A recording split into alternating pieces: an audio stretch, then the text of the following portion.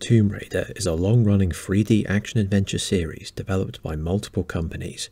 For over 25 years, it has offered a hybrid of exploration, combat, and puzzle solving, with the heroine at its centre remaining one of the most iconic characters in all of gaming. This retrospective will cover all mainline entries, which can be split into 3 distinctive phases: the originals in the late 90s, the action-heavy jump to the 6th generation, and the gritty Reboot Trilogy. It's a massive franchise with a dozen entries to analyse, and you can use the timestamps in the video description to jump between sections. Let's get started. In the middle of the 90s, the 5th console generation began to enter the scene. Nintendo kept up its success with the N64, Sega attempted a comeback with the Saturn, and Sony made their gaming debut with the PlayStation. The latter would lead the charge into a new frontier, 3D gaming. Not that the groundwork hadn't been established, but in a landscape dominated by 2D side-scrollers, this exciting direction would result in many new franchises. One of these was Tomb Raider, created by the British studio Core Design. The team already had plenty of experience, having been making games since the late 80s. In 1996, Toby Gard would create a character, inspired by the escapades of Indiana Jones with a sprinkling of John Woo's Hard Boiled. Originally named Lara Cruz, Core would eventually settle on something more localised. Lara Croft, an archaeologist and heir to a vast estate, is first introduced hiking up in the Peruvian mountains with a Sherpa as her guide. Her destination? An ancient tomb with lost artefacts. The character's presence is immediately felt as she whips out her signature dual-wielded pistols and guns down a pack of wolves. Her outlandish body proportions also stood out, brought on by a programming error when Lara's bosom size was set too high during development. Aside from Samus Aran in the Metroid series, venerable female protagonists were still quite rare at the time. For her debut game, Lara was voiced by Shelley Blond, who keeps things relatively simple.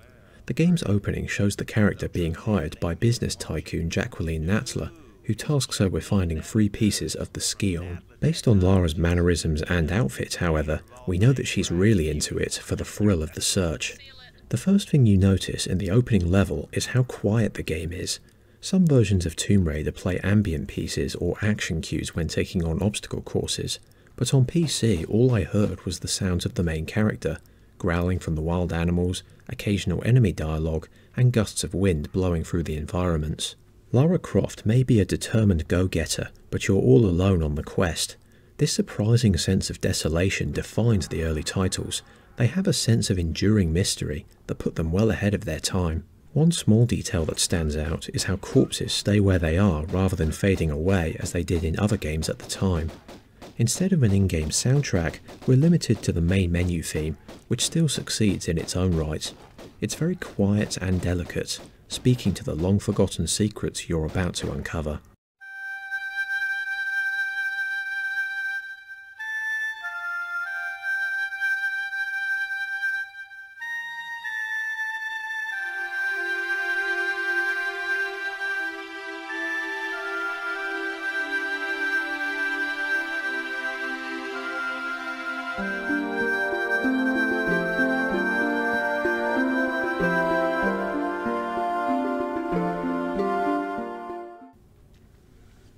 Early on, the Lost Valley is a major showcase for the new 3D landscape. Sure, it looks very primitive now, but back in 1996, few levels were so large and expansive. This was the next evolution of gaming, and Tomb Raider was right at the forefront. We're also introduced to a sight that frightened many young gamers at the time, a massive T-Rex that charges towards you for a one-hit kill. To avoid an early death, the game pushes you to master shooting while backflipping away from danger. Afterwards, you'll track down 3 cogs to turn a crank and raise the water level, and to finish, you'll be surprised by a random human enemy who suddenly pops up to conclude the level. This is the first of many surprises the game throws at you, and it also emphasises how the story is mostly left to the background. A combination of very basic in-game and rendered cutscenes delivers everything you need to know about Lara's adventure. After being double-crossed by her employers, she resolves to track down the Ski-On herself. breaking into Natla's headquarters at one point to find more information.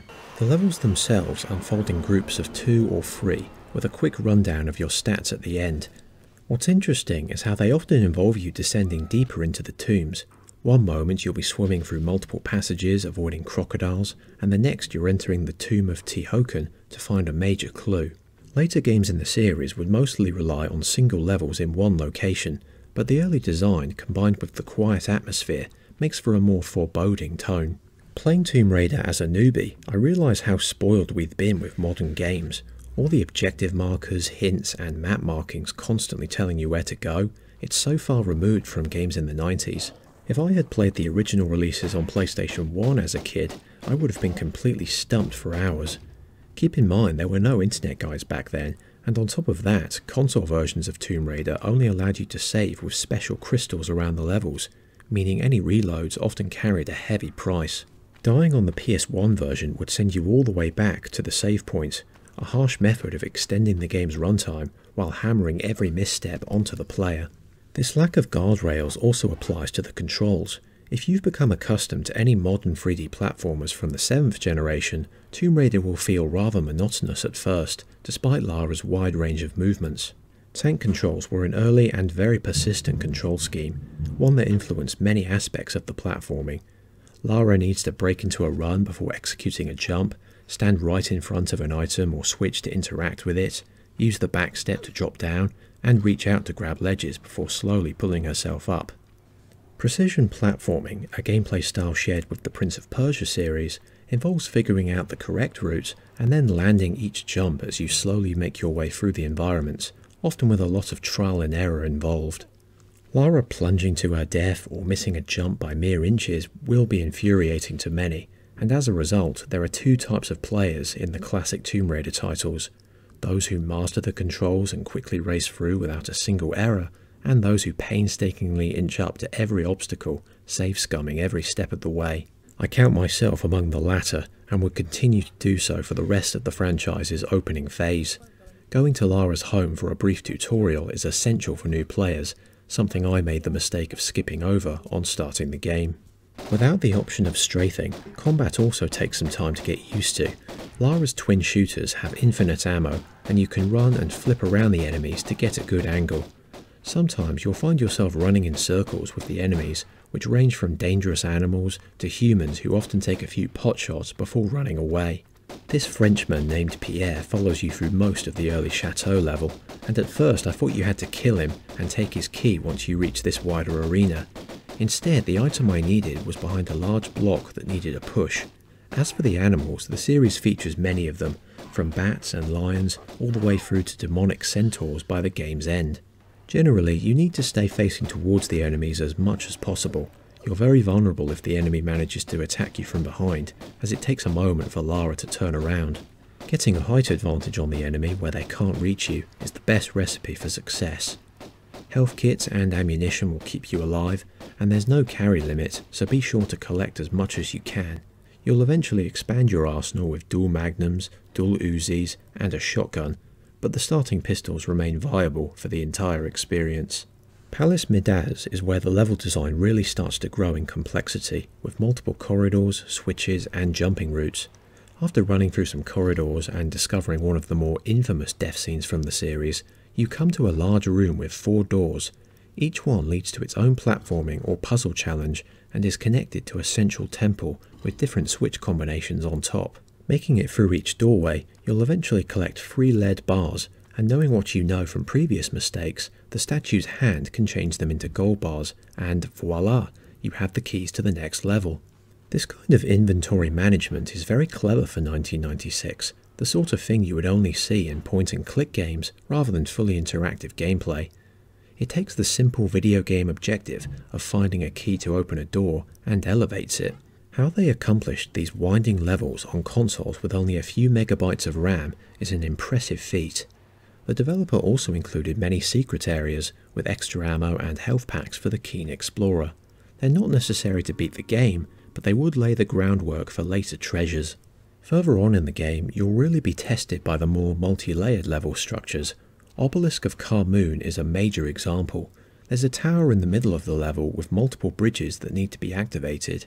By making your way through many corridors, pulling various switches, and being careful not to fall to your death along the way, you'll collect all the items you need to place into a pillar and enter the next stage. Lara will respond with a simple no if you need a different item, and as with every level in the game, you're left to discover the answers on your own. Things become more linear in the last few stages, with Natala's mines being the biggest example. In this level, it's a case of making your way back and forth through narrow passageways, moving minecarts in your path, and plugging in fuses to find a way forward. Precarious jumps over lava will also be a major obstacle at this point. Tomb Raider's design formula is incredibly tight, making full use of its gameplay trifecta, but there are some moments where it does break a bit.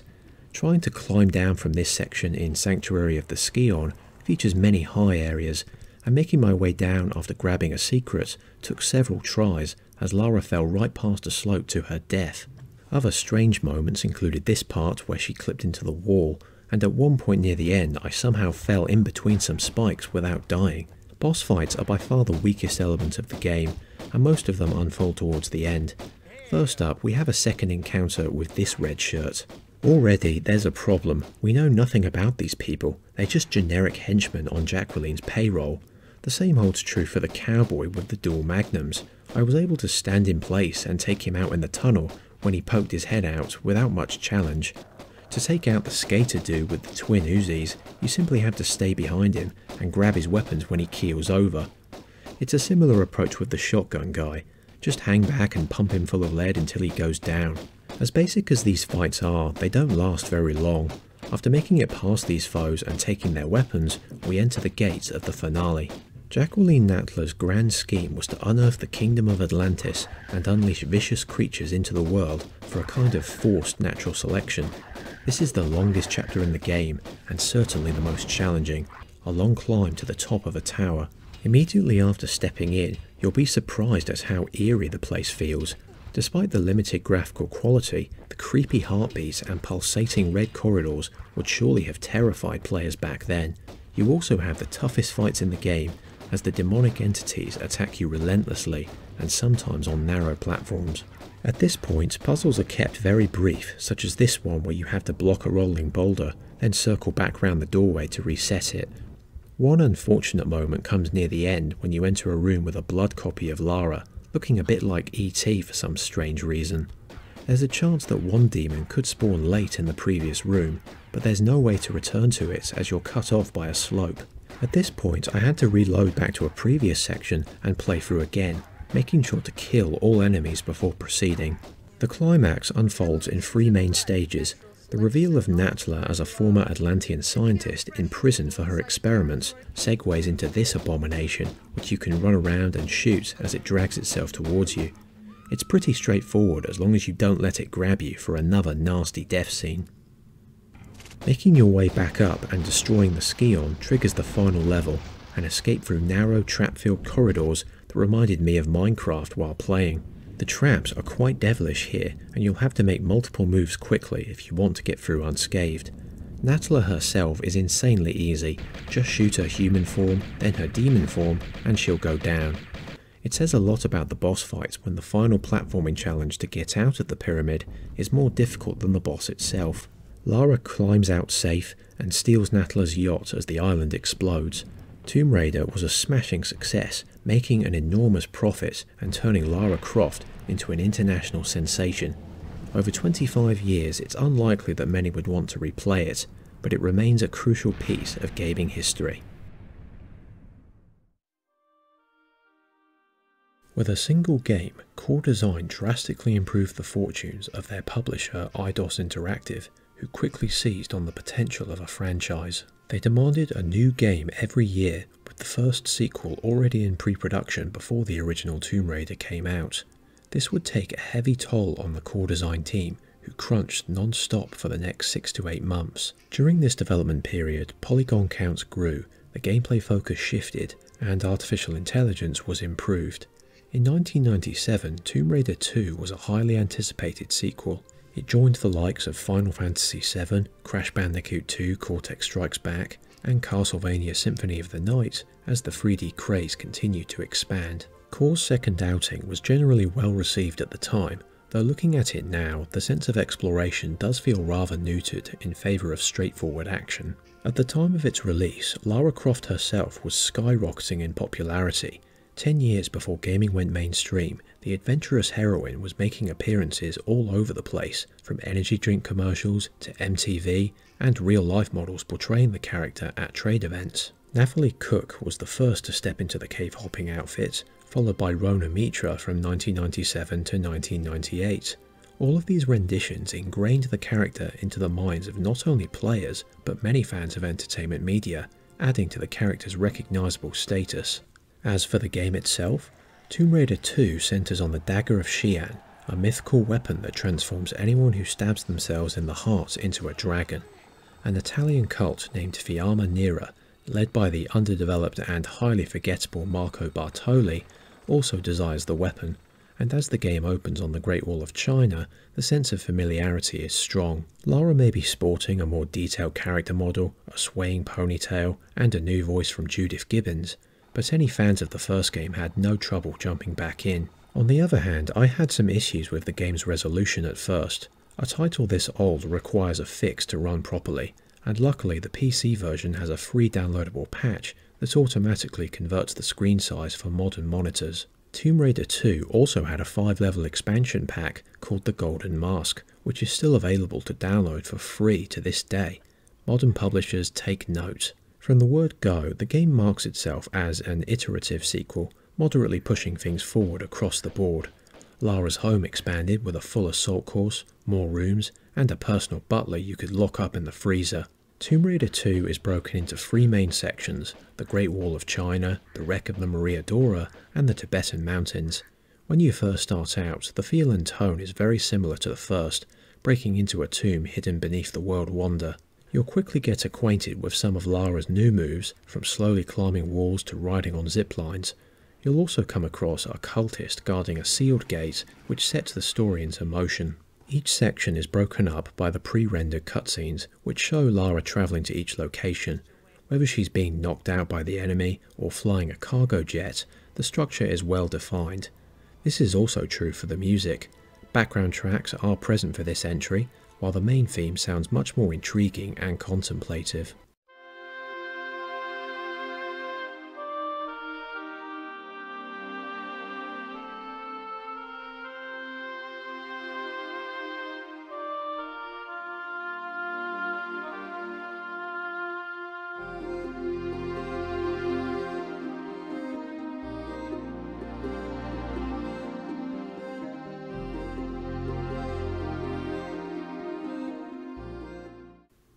What quickly comes into play is the game's altered pacing.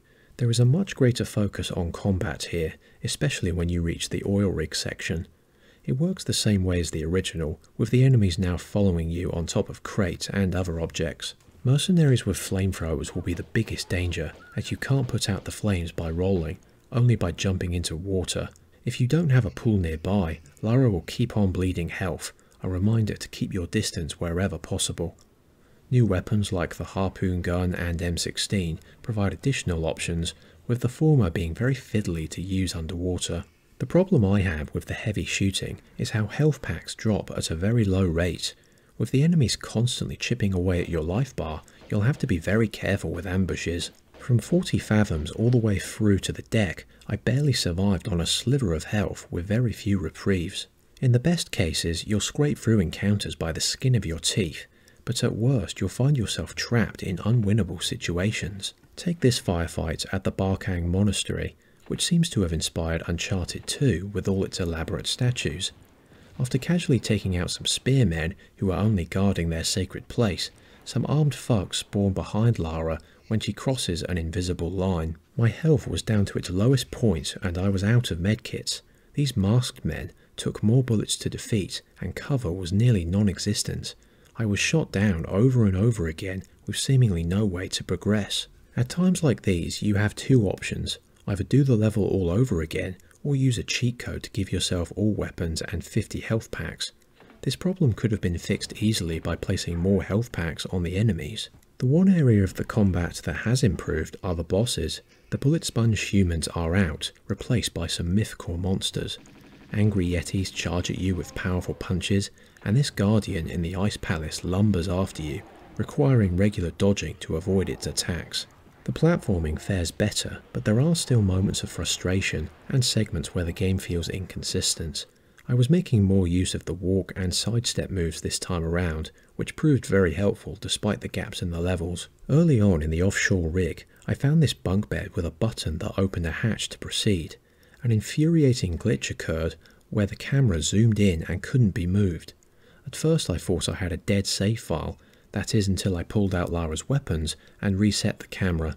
At other points, the game will give you a large health pack right before a long drop or other encounter, and this level design felt half-baked.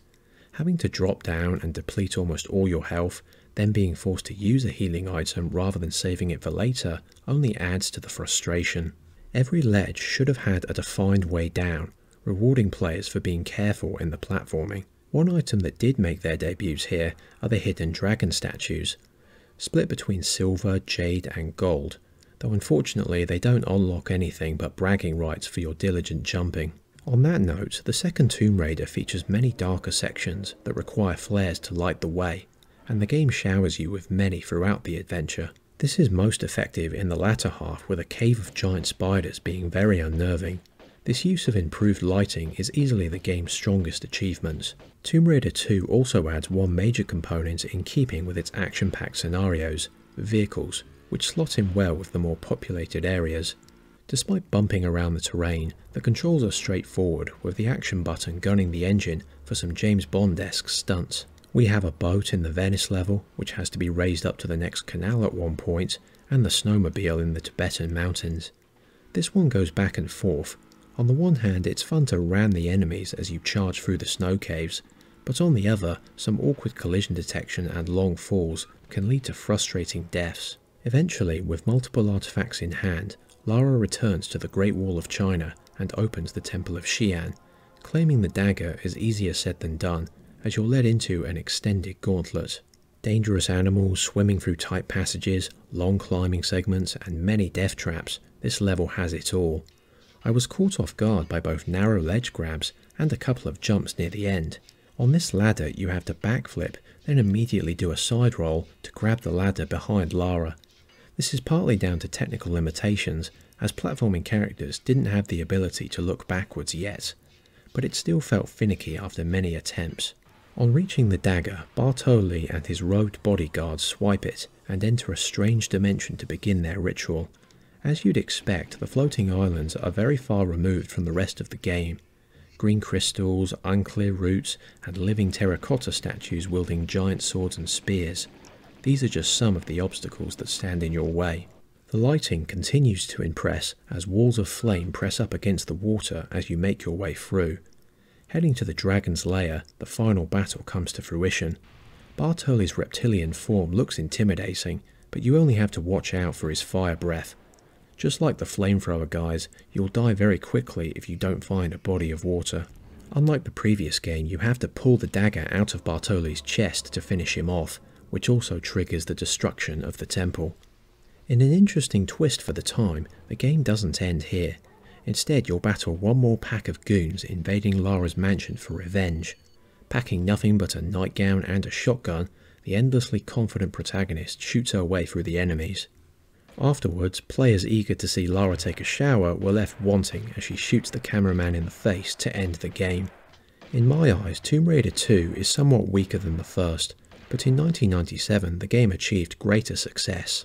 With a PC release and a console exclusivity deal for the PlayStation, it reached nearly 7 million units sold worldwide. The franchise wasn't slowing down anytime soon, and Eidos immediately placed Core Design onto the third entry. Despite wanting at least 2 years to put the next game together, Core Design were only given one due to high consumer demand.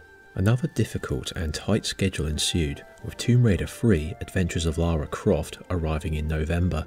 1998 was a huge year for gaming, the moment where the third dimension delivered some of the most widely acclaimed titles in history.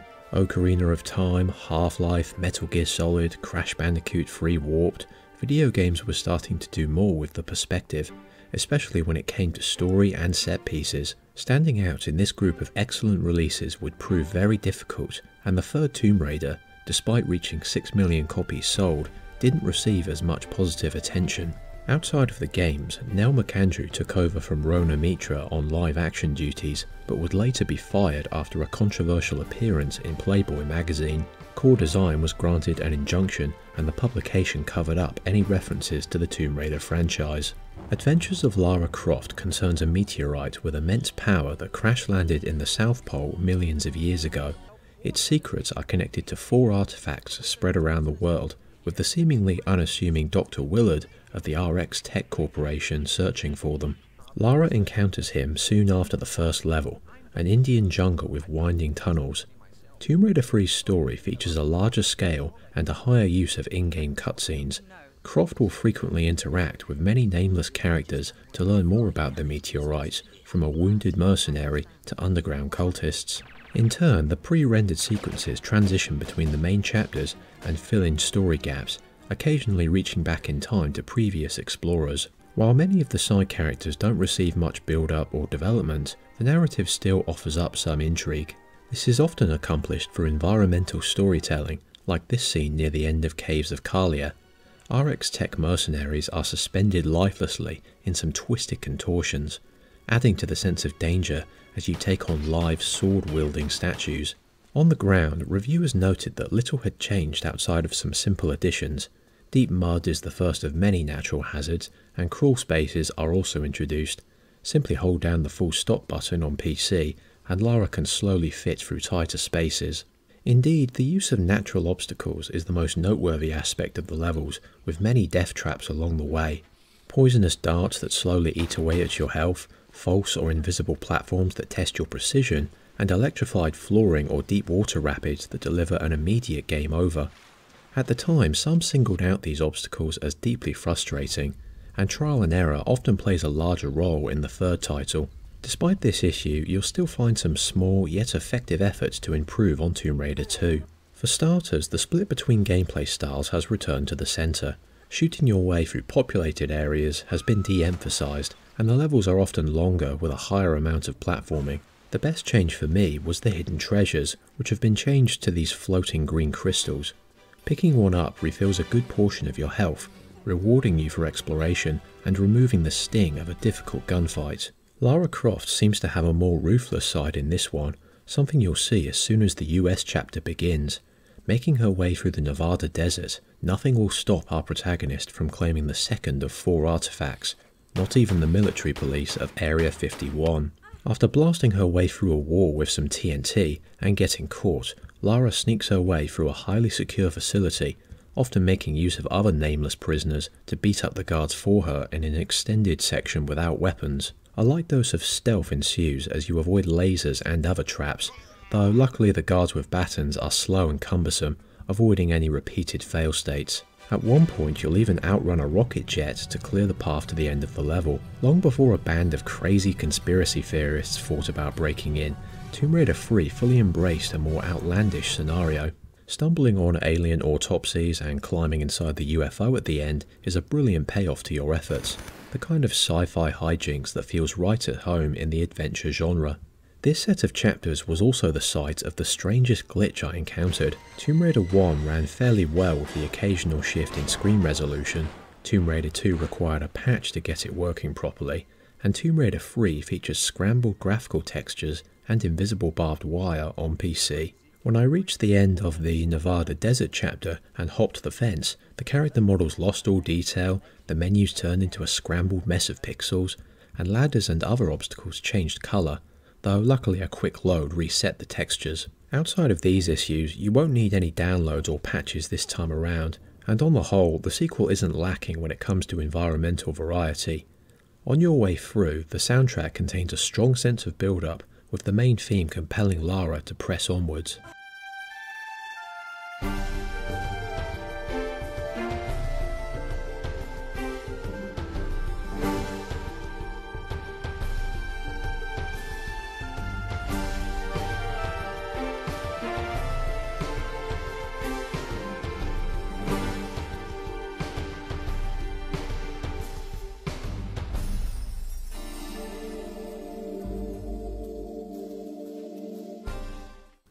In many ways, Tomb Raider 3 feels like a throwback to the original, with some components making a return in higher fidelity.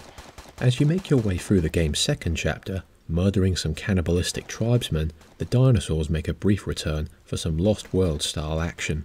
Aside from attacking some nameless mercenaries who won't shoot you unless you open fire first, the reptiles don't function much differently from the first game, though whipping out a rocket launcher against the T-Rex and blowing up raptors with a turret still feels satisfying. We also have another large corporation on the hunt for the missing artifacts. At times it can feel like a rehash, but some returning elements are able to mix things up. Vehicles like the quad bike and kayak now play bigger roles in traversal, with more gaps and obstacles that can't be cleared on foot. The simple act of adding a reverse button makes them more responsive, despite not being able to shoot while riding them. The third location is London, with Lara donning a catsuit for some nighttime operations. The Gothic architecture is a great fit for the series, with the first level beginning in the shadow of St. Paul's Cathedral. You have an extended platforming challenge ahead of you, but this is only the first of several tests. The Aldwych tube station had been closed for good 4 years earlier, and it makes for an effective change of pace. It's a contemporary setting that doesn't sacrifice exploration in favour of combat. After making your way through Lud's Gate, the boss fight is Sophia Lay, another wealthy tycoon who attempts to flee over the rooftops. This segment is a solid blend of platforming and gunplay, making it one of the best encounters in the title. Climbing your way up the building and dodging energy blasts, you'll take Sophia out by zapping her with the electrical grid. This setup is much more engaging than just filling enemies with bullets, which the game does turn to at a couple of points. At this point, Tomb Raider had established a formula, a globe-trotting adventure to find various pieces of the past, a twist or boss fight along the way, and finally chasing the enemy down through a final gauntlet. Initially, you'll make your way through the frozen wastes of Antarctica, where the ice-cold waters are just as dangerous as other environmental obstacles. The follow-up level in the RX Tech Mines is an upgrade on Natla's version with rideable carts. Comical death scenes aside, these elements still mark a step forward from the first game. Eventually, you'll make it to the lost city of Tinos, an ancient settlement built on top of the impact crater. Much like the Temple of Xi'an before it, this location features just the right balance of tricky platforming and combat against dangerous mutants. 4 keys are needed to open the way to the finale, with Dr. Willard's hubris transforming him into a hideous arachnid. Natla was pretty easy and tensionless. Bartoli was challenging, but the wide arena and underwater tunnels allowed you to put some space between yourself and him. This final boss is the most unforgiving yet, relying heavily on speed. You have to shoot the mutant to stun him, then race down the 4 corridors to reclaim the artifacts powering his immortality. If he catches you down one of them, he kills you instantly with a laser blast that never misses. The Desert Eagle was the best tool to knock him out quickly, as any long guns take precious seconds to aim and fire. After several failed attempts, I finally took him down and guided Lara to the exit where a helicopter pickup was waiting. With a final cutscene showing a quick aerial duel, this is the game's official ending, though dedicated players who picked up all the treasures were rewarded with the secret All Hallows level, and a further standalone expansion entitled The Lost Artifact followed in 2000. When placed next to its contemporaries, Tomb Raider 3 couldn't rank alongside the best games of 1998, but as an entry in its own franchise, the game successfully retrieves the balance that was missing from Tomb Raider 2, even if it didn't move the franchise forward. Core Design, on the other hand, was suffering growing burnouts from tight deadlines, and decided to make the 4th entry their last. Tomb Raider: The Last Revelation came out in 1999, and Core knew the route they wanted to take. Upgrading the game engine and graphical textures once again, the developer aimed to go out on a high note. This 4th entry was generally well received, but after 3 similar entries in a row, many were starting to tire of the franchise. In the early 2010s, Call of Duty was heavily criticised for annual releases, and back in the late 90s it was the same sort of thing for Tomb Raider. Be that as it may, Lara herself remained a cornerstone of gaming culture, with Lara Weller becoming the 4th live-action model. I did have a copy of The Last Revelation on PS1, but I never made it past the tutorial section, so I went back to playing Spyro and Crash Bandicoot for the 5th time. Over 20 years later, I was surprised at how enjoyable it was, so much so that it became my personal favourite of the classic titles, despite a few stumbles. For the first time in the series, Tomb Raider 4 doesn't start with an opening cutscene or a training stint at Croft Manor. We flash back to 1984 when Lara was a teenager, exploring the Angkor Wat in Cambodia. Jonelle Elliott provides a younger, more headstrong voice to the character, and would continue to do so until 2003. Leading the way through the tutorial is Werner von Croy, her mentor and the trigger point for the game's narrative. This level has me split down the middle. The story feels more personal, and the two voice actors do a great job of selling it. Even back then, Lara had a feisty, rebellious side that's well in tune with her adult self, and Von Croy's distinctive voice crafts one of the more engaging side characters in the series. On the other hand, the pacing is very stop and start, with the game frequently pausing to show the movement demonstrations. The next test gets you to race Von Croy to the centre, a more advanced tutorial that wasn't present in previous outings. Already, the title is doing a better job of getting players used to the controls and traversal mechanics, rewarding them with a slightly different scene for winning the race. Upon reaching the main chamber, Werner is trapped inside after attempting to claim an artifact known as the Iris. Lara escapes in the nick of time, and we flash forward to the main quest, exploring the tomb of Set, the Egyptian god of chaos. In her endless desire to uncover buried secrets, our heroine accidentally releases the fearsome deity and must stop him before he unleashes the apocalypse. Semerkes, an ancient king of Egypt, left instructions to summon Set's rival Horus, the only being capable of sealing Set away. Similar to the first game, Lara follows a guide through to the interior, and at first the hazards are simple, with small scorpions and the occasional demon dog attacking. Later on, you'll start trading shots with Middle Eastern warriors, with the red and black versions able to block Lara's bullets with their blades. Along the way, Von Croy is revealed to be alive, and a basic rivalry soon turns sinister as he becomes possessed by Set. Several real-life ruins are used, from the Citadel of Saladin all the way through to the Great Pyramids of Giza. In terms of design, the last revelation features the least amount of globetrotting, but the highest amount of tomb raiding since the first game. There are more levels, but each one is much shorter than previous entries. They are structured into larger mazes that you'll be running through multiple times. Sometimes this means transitioning through quick loading screens, and at other points Lara will consult with her friend Jean-Yves, who aids her in the quest. Everything feels much more contained and well defined, and on top of that, the gameplay leans more towards exploration and puzzle solving. Many of the stages feature multi-layered mechanisms which require you to go down several corridors and side rooms. For the Temple of Poseidon, Lara must redirect the water 3 times to find a way down, and in the Lost Library, you'll be moving globes into place on a board to open the way. Secret areas are also present, with the last revelation being very generous with both health packs and ammunition. Special rounds also make their debut, including shotgun shells with a wider spread and exploding bolts for the crossbow. To counter these resources, enemies like reanimated skeletons and mummies will shrug off regular bullets and require explosives to put them down permanently. Some of Lara's new moves include climbing up poles and swinging on ropes. The latter was the only new addition that felt very cumbersome over time. To gain momentum, you need to manipulate the sprint button while holding down the action button and be as accurate as possible with your jumps. There were a couple of times where I flew right past the next rope on the way to the next ledge. From a technical standpoint, the game ran well in windowed mode, though if you plan on playing the PC version, watch out for a major glitch at the end of the level KV5. After a fun chase sequence with a jeep, Lara stumbles across Von Croy for the first time and meets with Jean-Yves afterwards. When the cutscene ended, the game dipped to a black screen and wouldn't load the next set of levels. I had to download a save file from the web to continue onwards in the Temple of Karnak. This time around, I found myself dying a lot less, which kept me immersed in the adventure. The death traps have been dialed back and confined to specific moments like these fire-blasting walls. In terms of tone and atmosphere, the last revelation also beats out its predecessors. Everything about the game is heavily based in Egyptian mystique, from the locations and enemies through to the surrounding presentation. The cutscenes, both pre-rendered and in-game, are much more ambitious, panning around the levels and laying on plenty of visual effects. The voice of Lord Set is one of the biggest highlights, a booming and foreboding presence that lingers over every scene he's in. Free. Set is released to walk abroad amongst the mortals. enlisting his armies of the night to serve him.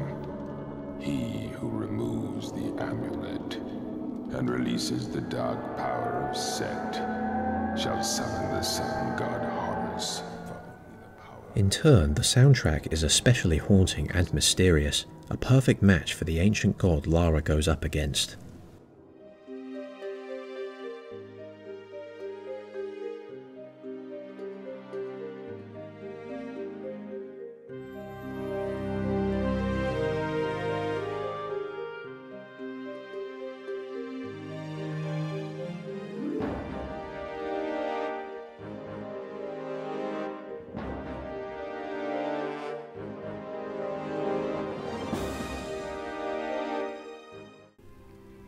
Arguably the best part of the last revelation is a set of unique gameplay sequences that really stand out from the first 3 entries.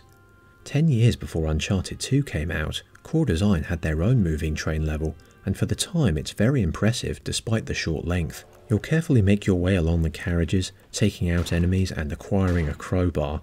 This blunt instrument is used very frequently throughout the rest of the game, from prying open doors to grabbing artifacts. Later in the Tomb of Semiket, you'll play a peculiar mini-game called Sinet, where you move your board pieces into the Ankh square. If you win, Lara gets to take a shortcut, but if you lose, there's still some secrets to be found within the alternative route. In Cleopatra's palaces, a copy of Lara will be created during a climbing section, and you'll have to take out every enemy along the way, lest they attack the clone and whittle your health down. In other instances, you'll grab a torch and use fire to light beacons and ward off swarms of insects. It won't be long before your inventory is filled with all kinds of puzzle pieces and tools. This leads to a minor nitpick from me.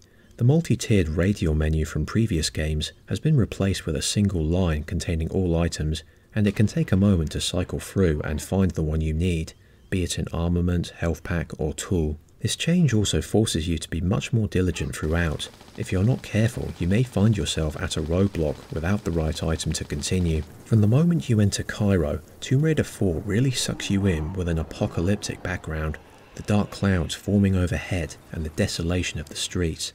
It takes the player back to the same isolation felt in the original game. Wounded soldiers defending their country are your only company here, as the place is consumed by deadly forces from giant beetles to heavily armed mercenaries. This City of the Dead is the last complex maze section in the game, and each segment is connected by Lara's motorbike, and having to aim carefully with your weapons to take out the mounted turrets. On top of varied sequences such as locking this hammer-wielding guardian inside a building, you'll pick up a nitrous canister and carburetor, giving the vehicle a speed boost to get over tight gaps. After taking out a giant serpent with the help of the locals, Lara finally reaches the ancient pyramids and tackles some giant scorpions. It's another eerie trek across the landscape that easily matches Atlantis. At one point you can even rescue a soldier from the clutches of one of the creatures, which will trigger a brief cutscene if you're fast enough. It's unfortunate then that in these final sections, Von Croy is pushed off to the side. This is a deliberate decision. Lord Set and his machinations are the greater threat, but outside of a single in-game cutscene where Werner is flanked by demon dogs, you won't see him again until the ending. The changing tensions between him and Lara could have been explored more with further appearances. Perhaps he could have been fighting off the curse within him, leaving us to question his mental state. When you do reach the last level, Temple of Horus, it's very simple when compared to previous efforts. Some items require very specific combinations to open the path. Emerging from his blue portal in the central chamber and pelting you with energy blasts, Set is an unbeatable adversary. Lara's only chance is to retrieve the Amulet of Horus and climb her way out, sealing the antagonist back into the tomb. The expected escape sequence takes place, but with a shocking twist. Lara encounters a seemingly healed Von Croy, but she doesn't take his hand and is trapped in the collapsing temple. This conclusion does feel a bit rushed, and you can tell the developer wanted it to be a definitive end for the character. At one point they even planned on decapitating Lara, but the higher-ups at the studio refused. Von Croy solemnly takes off his hat, the last shot of Set hanging above both him and Lara, implying that the ancient god had the last laugh. Core Design hoped that laying the famous protagonist to rest would do the same for their torturous grinding, but for a fourth time they would be pressed back into the franchise at the behest of Eidos. After making a bonus level based on the finding of Tutankhamun's tomb, one more game would close out the 5th console generation. Now we're getting into the rough part. Core design was split into 2 teams at the turn of the millennium. One would work on the 5th and final entry in the PS1 saga, and the other would migrate Lara to the next generation. This same approach was also taken for another iconic gaming character in the mid-2000s, and many are well aware of how that turned out. Lowered staff numbers, fewer resources, an aging game engine, these are all telltale signs of a troubled project.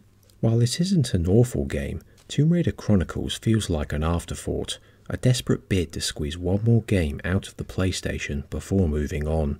Much like many players at the time, I too was feeling the endless repetition of the franchise.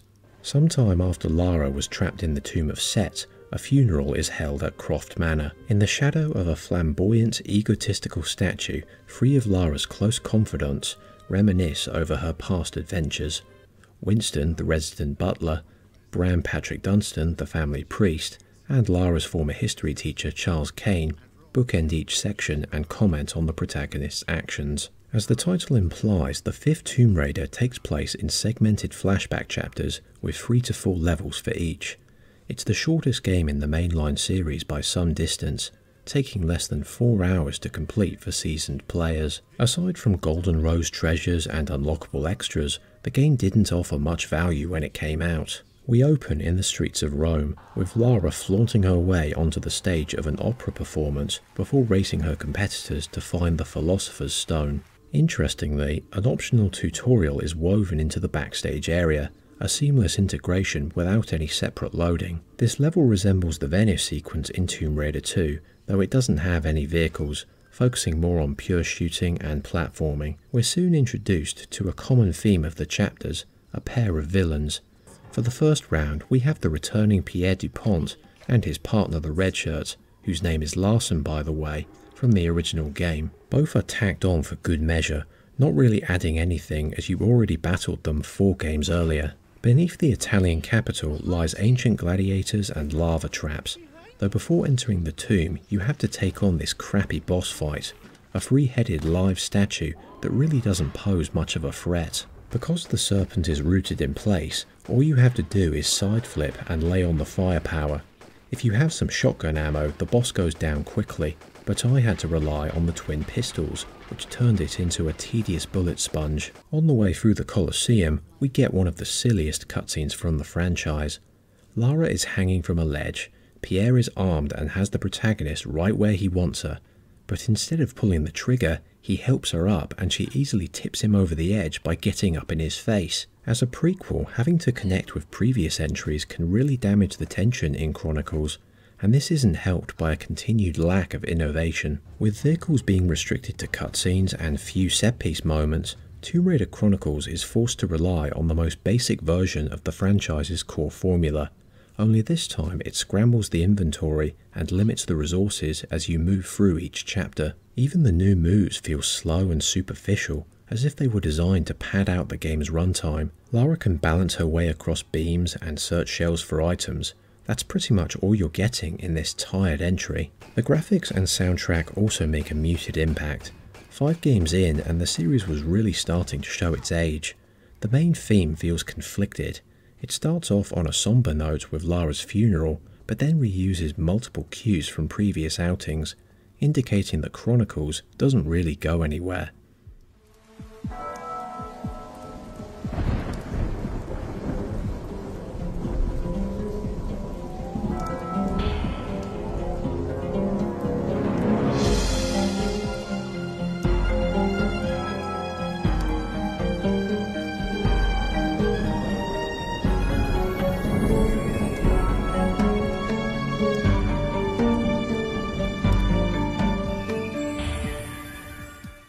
The second chapter moves to the Barents Sea, where Lara tracks down the Spear of Destiny. Her opponents are a platoon of Russian sailors led by Admiral Igor Yarofev and mafia boss Sergei Mikhailov. Right from the start I was getting similar Tomb Raider 2 vibes, but this set of levels is much more narrow and linear, especially when Lara stows away on a submarine. These sections are defined by both a high amount of combat and collecting a set of specific items to power a mechanical diving suit. Having to hunt around dark corridors or backtrack to find an item you missed is especially frustrating, as each one is often hard to spot. The same holds true for tight jumps when loose electrical wires create some dangerous traps. Deep sea dive seems pretty cool when you get into it. Never before had we been able to swim freely without worrying about the oxygen bar. Sadly, the level is over and done with in less than 5 minutes. The design is incredibly shallow and basic. You simply avoid the enemy submersibles, go through a couple of tunnels, find the required item, then race your way back to the airlock before the suit puncture kills Lara. It feels like this level was cobbled together in a hurry and the dev team didn't have enough time to flesh it out fully. Black Isle is the penultimate chapter, and it's easily the best of the bunch. For starters, it strips back the inventory in a way that makes sense. Another flashback to Lara's teenage years before she started packing weapons. It's all about traversing the environment and making use of any tools you can find, like burning the Hanged Man's tree from underneath. On top of that, we have an oppressive occult atmosphere that resembles the work of Stephen King.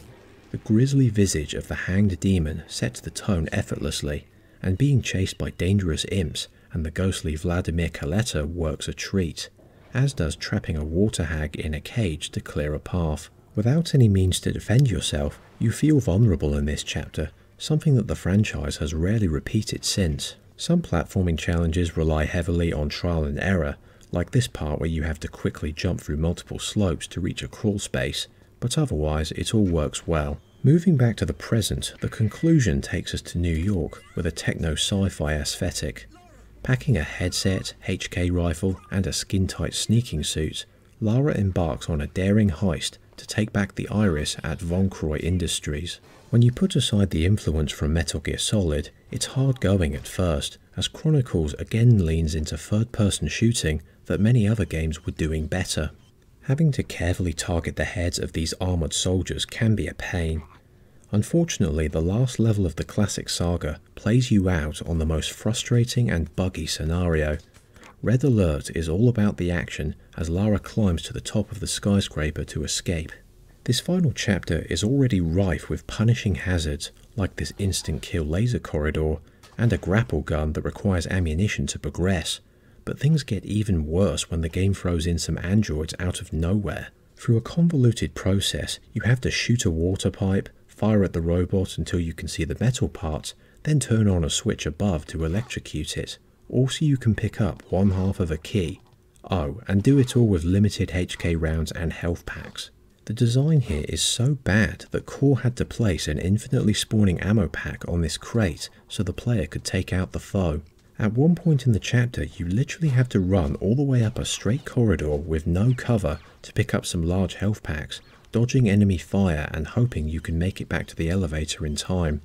In another room, 2 soldiers swing down from ropes, but if you die in this section, the ropes might not even appear when you reload the game, meaning you can't progress on top of the next platform.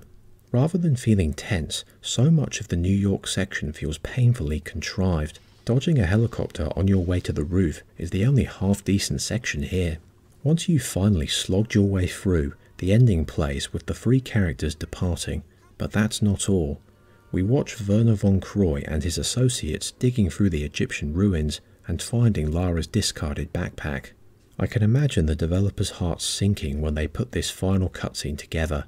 Even after they killed her off, Lara would rise from the grave and put her creators through the ringer all over again. Tomb Raider Chronicles attempted to be a greatest hits compilation for the franchise, but it ended up ranking as the weakest and worst selling entry in the 5th console generation. The legacy of Tomb Raider's first phase lives on in the level editing tools, or TRLE for short, that were released for both The Last Revelation and Chronicles. Some fans still swear by the originals to this day, with the modding community putting out content on a regular basis.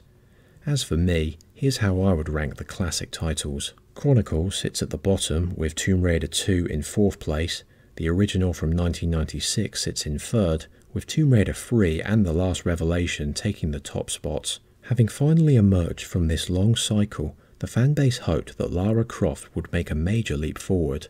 What they got instead was a disaster. When the 5th console generation wrapped up, core design finally got a break from the annual release schedule. Following a couple of smaller scale efforts on the Game Boy Color, the other half of the dev team got to work on the 6th mainline entry. Lara herself would be portrayed in real life by Lucy Clarkson and Jill de Jong between 2000 and 2003. During this 3-year development plan, the franchise would also reach the silver screen with Lara Croft Tomb Raider in 2001. Directed by Simon West and starring Angelina Jolie in the title role, the film was wildly popular back in the day. There had been video game movies before, but none were as successful as this one. Looking at it now, it's pretty mindless and dumb, but in terms of nailing the source material, this production is right up there, delivering exactly what the fans wanted. 2 years later, Tomb Raider: The Cradle of Life was released, coinciding with Lara's debut on the PlayStation 2, but it didn't do nearly as well commercially, and Jolie had no interest in a third entry. Some commentators attributed this dip in box office performance to the diminishing returns of the games. So where does that leave Tomb Raider: The Angel of Darkness? Well, it's widely regarded as the worst and most disappointing entry in the mainline series.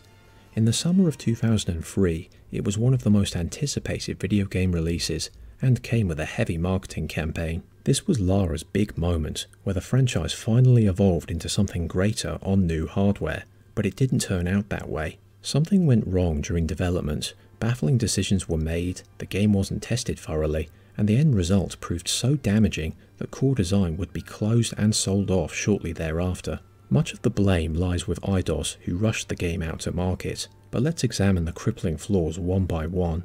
The first problem stems from the opening cutscene. Lara Croft is in Werner von Croy's Paris apartment, but how did she escape the Tomb of Set? Any potential explanation was cut during development, and right away there is no connecting tissue between The Last Revelation and Chronicles. Clearly, the developers wanted Angel of Darkness to be more cinematic, as dark shadows and a sinister presence linger in the opening. Lara has adopted an emo hairstyle with spectacled sunglasses, and as she argues with her mentor, he is suddenly killed by an unseen spectre. With Lara framed for the crime and the local police closing in, we duck into the back alleys to start the game. The built-in tutorial left a rotten impression on players, most notably with Lara's weakened state. As you make your way through, you'll find yourself unable to progress. This is communicated either by Lara herself or through trial and error. It turns out that you have to find very specific obstacles for the heroine to interact with, be it a locked door to bust open or a block to push, prompting her to say, "I feel stronger now." While struggling to adjust to the controls, this simple phrase will be the bane of your existence, a painfully forced and artificial set of roadblocks that heavily regresses from past titles. Introducing a grip gauge for climbing is one thing, but making Lara incapable of performing actions she pulled off seamlessly before is easily the most frustrating creative choice. Adding light leveling mechanics to the Angel of Darkness is a real head-scratcher, but this is only the first of many ambitions that failed to pay off. When you make it out into the streets of Paris, we're introduced to another new feature, a semi-open world city centre. As you wander around, you can find various healing items, from chocolate bars to medical pills. Some of these can be sold at a pawn shop for euros. This section stands out for how bland and lifeless it feels. Between static NPCs and dipping to black loading screens between areas, there's a serious lack of immersion and detail. 6th generation hardware was somewhat limited, but when you look at Grand Theft Auto Vice City and its recreation of Miami the previous year, there isn't much excuse for such a bland environment. Your path also diverges into two options here. Two random NPCs, Pierre and Bernard, can get Lara into the Serpent Rouge Club and track down the local crime boss Bouchard, but they both ask for a valuable item in return. The ensuing A and B missions are slightly different, but not by much, which speaks to their undercooked nature. Once you choose an option, the other character is reduced to saying the same line over and over again. At certain points, you'll also stumble across this elusive man, who will clearly play a role later on. On the topic of conversation, Angel of Darkness also tries to mix things up with a few dialogue choices, but they quickly fall flat. Lara can either be a level-headed explorer or an impatient renegade, which influences some levels, most notably this early scene in Margot Carvier's apartment. Lara can obtain Von Croy's diary without any trouble, or she'll have to rummage around after Margot feels threatened by her attitude. Is this really what players wanted from a next-gen Tomb Raider game? Longer dialogue sequences that have very little bearing on the central action? Angel of Darkness does have a greater focus on cutscenes, and the overall quality varies depending on the assets used. On the pre-rendered side, the game's gloomy atmosphere will make an impression, but the in-game elements feel very choppy and badly edited. These moments needed more attention before the game was released. Compounding the heavy damage to design is the onset of imprecise and fiddly controls. Tomb Raider: The Angel of Darkness was the last mainline entry to use tank controls, and yet it plays worse than all the games that came before it. Let's start with the movement. Despite her nimble physique and moveset, Lara feels very heavy and sluggish. When you first press the movement keys on PC, it takes a moment for her to speed up from a walk to a light jog. It's a massive pain when time is of the essence, and even when you get up to top speed, the protagonist still feels too slow, with sprinting being unavailable until late in the game. You can still hold down the shift key to make Lara slowly walk towards a ledge, but the delay still causes problems. Jumping from one platform to another is also complicated. For starters, the camera no longer pans downwards when grabbing a ledge, making it difficult to judge your landing. Other ledges are angled awkwardly. There were several times where Lara plummeted like a rock to her death after I mistimed a jump. These moments were present in previous games, but here they feel distinctively cheap. The same also held true for a light hop added to Lara's repertoire. This move is supposed to cover shorter distances, but it doesn't work very well. When leaping onto smaller platforms, Croft will often veer off target, drifting to the left or right for a quick death. The shooting controls are even worse. Initially you can see what they were going for, an effort to add strafing and keeping Lara's shot on target. The way she moves is very stiff and inflexible. Attempting to move left or right will often make her go diagonally instead. When it comes to close combat, you'll often find yourself awkwardly dancing around your foes, and for some strange reason Lara can no longer shoot while flipping. It's a good thing core design kept the auto-aim system, as the gunplay would have been completely broken otherwise. The issues really come into focus with a boss fight in the Hall of Seasons, a ghost that can kill Lara by touching her too many times. You have to shoot the entity to stun it, then grab the Obscura painting within 3 to 4 seconds. I was constantly struggling to keep the boss at a safe distance, and trying to put away the shotgun, then grab the item was a massive pain. Every aspect of this battle felt so delayed and cumbersome. We also have hand-to-hand combat for the first time, but I barely used it as the ammo count for multiple weapons was generally sufficient, even with Lara's dual pistols removed from the arsenal. To round off the combat, we have a more dedicated stealth system, which takes heavy inspiration from the Metal Gear Solid games. Lara can go into a sneaking stance or go prone, knock out enemies, and press herself up against walls. Aside from slipping past lasers in this section at the Louvre Museum, you won't be relying on it too much. A general lack of polish is the final piece of this jagged puzzle. Early on you'll notice that just about every enemy poses no threat or sense of danger. French mobsters go down with just a few shots, and the first undead skeletons you encounter will often fail to reach striking distance. Enemies will also fade out of existence on death in a further regression. It's clear that Core didn't have enough time to polish the enemy AI, and while the danger does increase later in the game, you'll be thoroughly unimpressed by the lack of variety. Glitches and bugs are also present. Keeping multiple save files is a must because it's very hard to tell when or how the game will break over itself. When investigating the Monstrum crime scene in Prague, the level got stuck right at the end as the dialogue between Lara and a local journalist failed to progress. Through it all, the only element that will keep you playing is the central story, which does have some potential. It's heavily based in mystery and conspiracy, moving away from Lara's quest to uncover lost items. Hidden throughout Europe is the shadowy Lux Veritatis Society, who aim to resurrect the titular Cubiculum Nephili and harness supernatural powers. This faction is well fleshed out through cutscenes, various items Lara can interact with, and finally their leader. Eckhart, voiced by Joss Ackland, makes a stronger impression than most Tomb Raider villains, with his calculating voice and more active presence.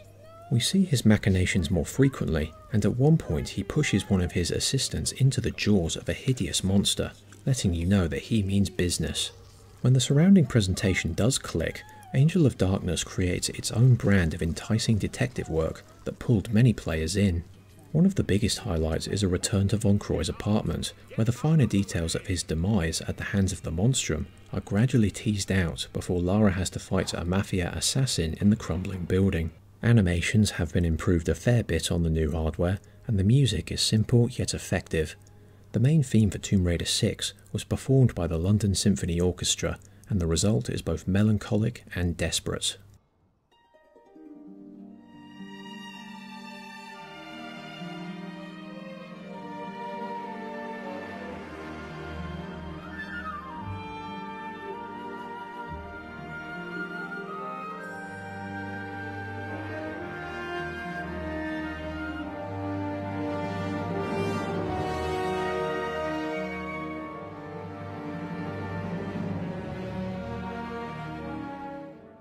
Like Tomb Raider 2 and Chronicles before it, Angel of Darkness leans more towards sleuthing and spy sequences rather than exploring ruins.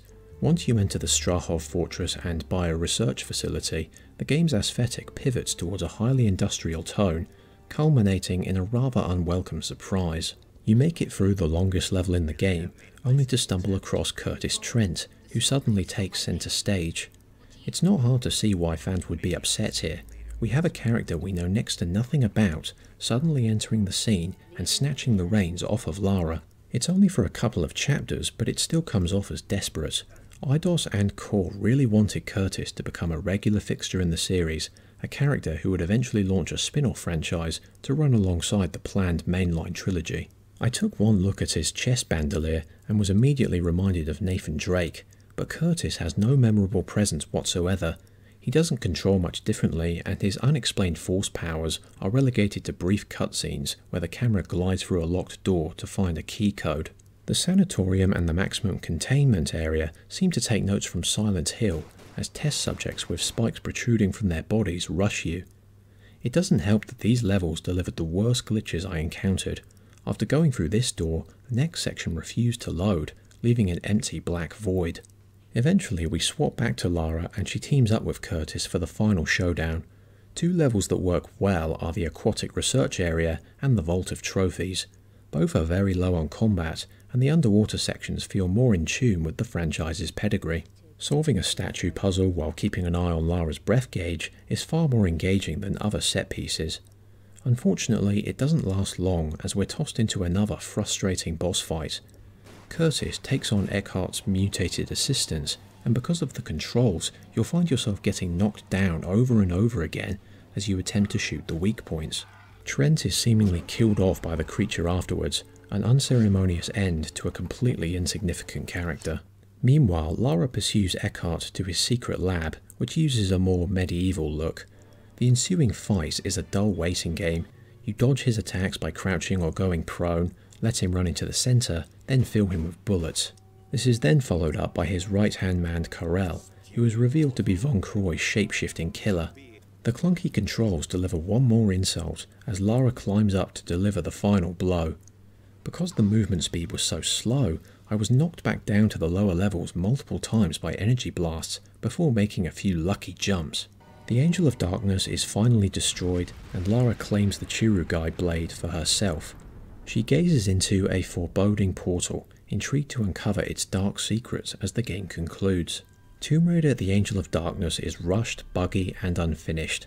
Anyone familiar with the franchise knows that. But I believe an equally massive problem lies in the creative design. Core Design tried to mash together many influences from the 3D gaming titans of the time, especially the stealth and survival horror genres.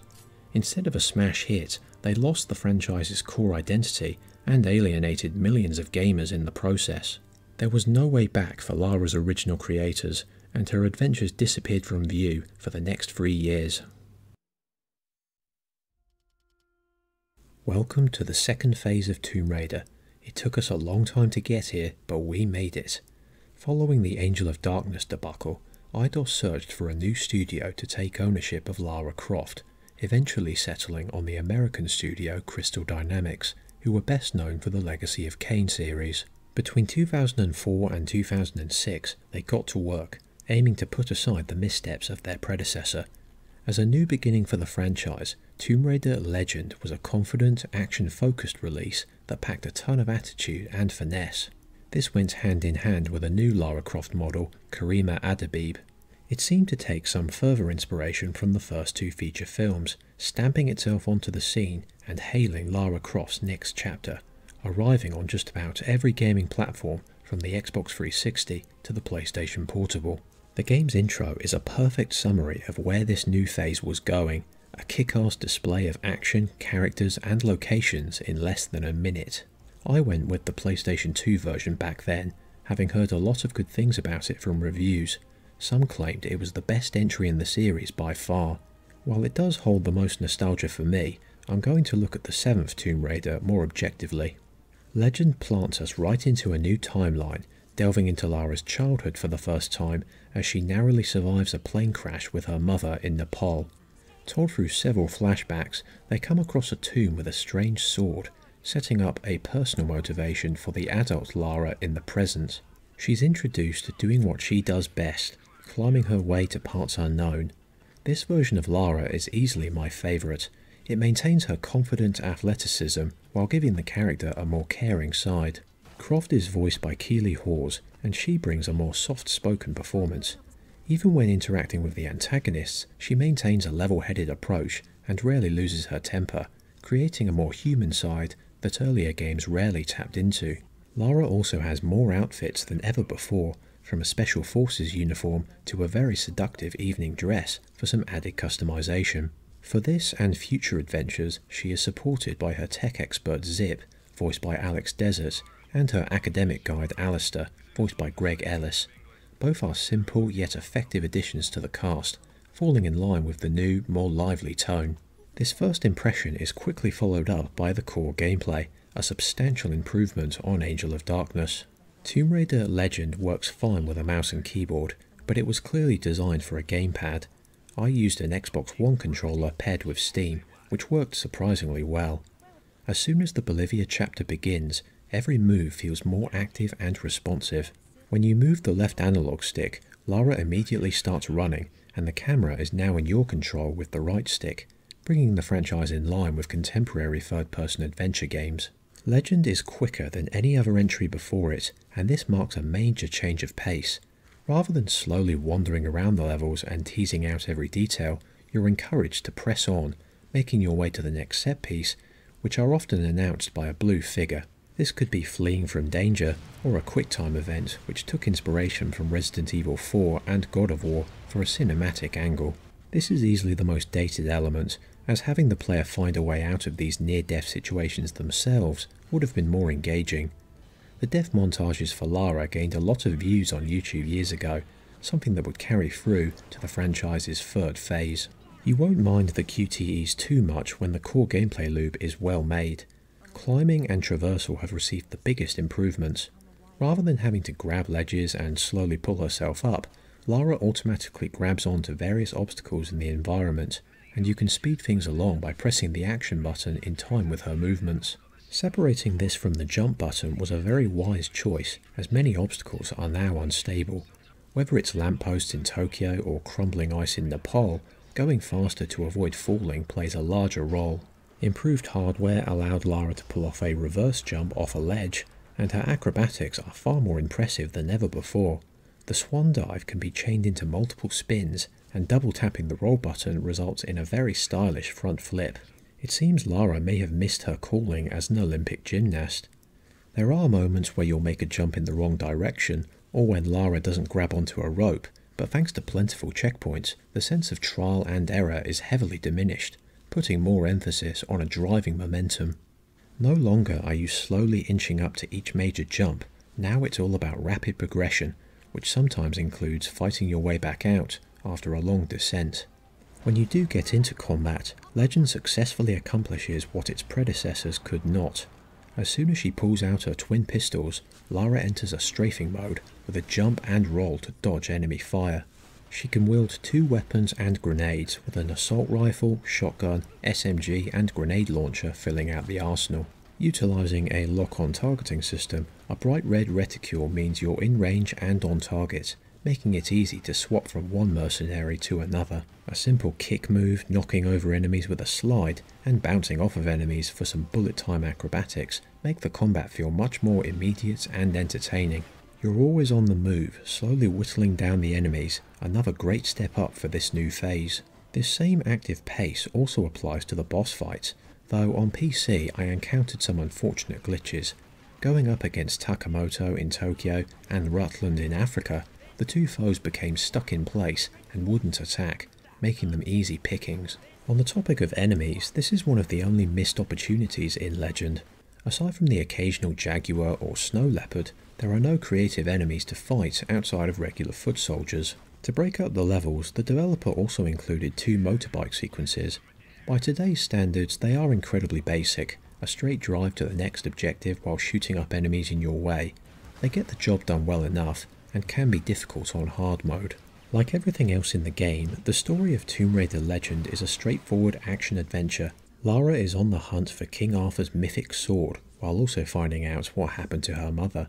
At first, her main opponent is the wealthy tycoon James Rutland, who always likes to buy his way into every tomb without doing the heavy lifting. He's your average action movie bad guy, not wasting any time on the finer details. At his side is Lara's old friend Amanda Everett, who was presumed dead in Peru years earlier. This chapter is where the story really gets started, with a neat throwback to Lara's old look and a dose of horror as her university friends are brutally killed by a deadly entity. Getting to play through this flashback is a good way of connecting the past with Lara's more successful escapades in adulthood. You resume the level in the present day and delve much deeper than she did before, eventually taking on a puzzle to weigh down 3 switches.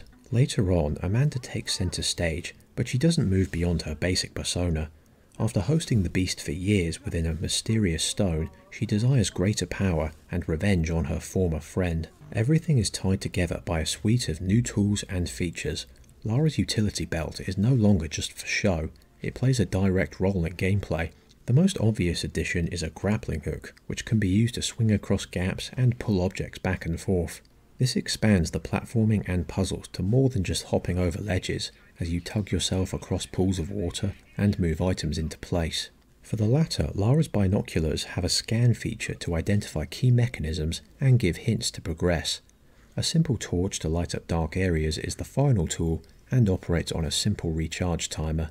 Treasures are split into bronze, silver and gold, and these have also progressed from previous games. Bronze rewards are very easy to find, being left out in the open, but the elusive gold artifacts are often contained within their own mini-puzzles where you need to open a hidden gate or contraption. You'll also find yourself interacting with a machine or two. In Kazakhstan, you'll be playing around with electrical conductors in a nod to Nikola Tesla, using a turret with overly sensitive controls to push and pull various objects. It's the most industrial location in the title, but Legend maintains a better balance than Tomb Raider 2, Chronicles and Angel of Darkness. On top of that, a range of unlockables and the returning Croft Manor extend the replay value. Lara's home is better than ever in Tomb Raider Legend. Why? Because it offers full exploration with many treasures to find along the way. This version goes far beyond being a basic tutorial, while also being recognisable from the Angelina Jolie films. Crystal Dynamics pulled out all the stops here. You even get a special Soul Reaver as a reward for 100% completion, a reference to the developer's previous work. The 7th Tomb Raider features the highest number of locations in the entire series: Bolivia, Peru, Tokyo, Kazakhstan and England among others. This globe-trotting perspective allows for the most extravagant environments yet. Tomb Raider Legend is over 16 years old, and when you look at the cascading waterfalls of Ghana or the mountains of Nepal, the levels still look great to this day. They made the most of the hardware available.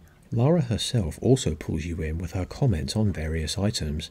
The conversations she has with her friends are witty and memorable, adding a new dimension to what was once a solitary affair. Take this moment in Ghana when our heroine loses contact with Zip and Alistair in the second half of the level. While pursuing James Rutland, a second plot thread involving Amanda moves forward in the background as you play. To match the grand scale of the adventure, Crystal Dynamics added some choir vocals to the soundtrack. The sense of build-up is always on top form, especially when the action kicks into high gear.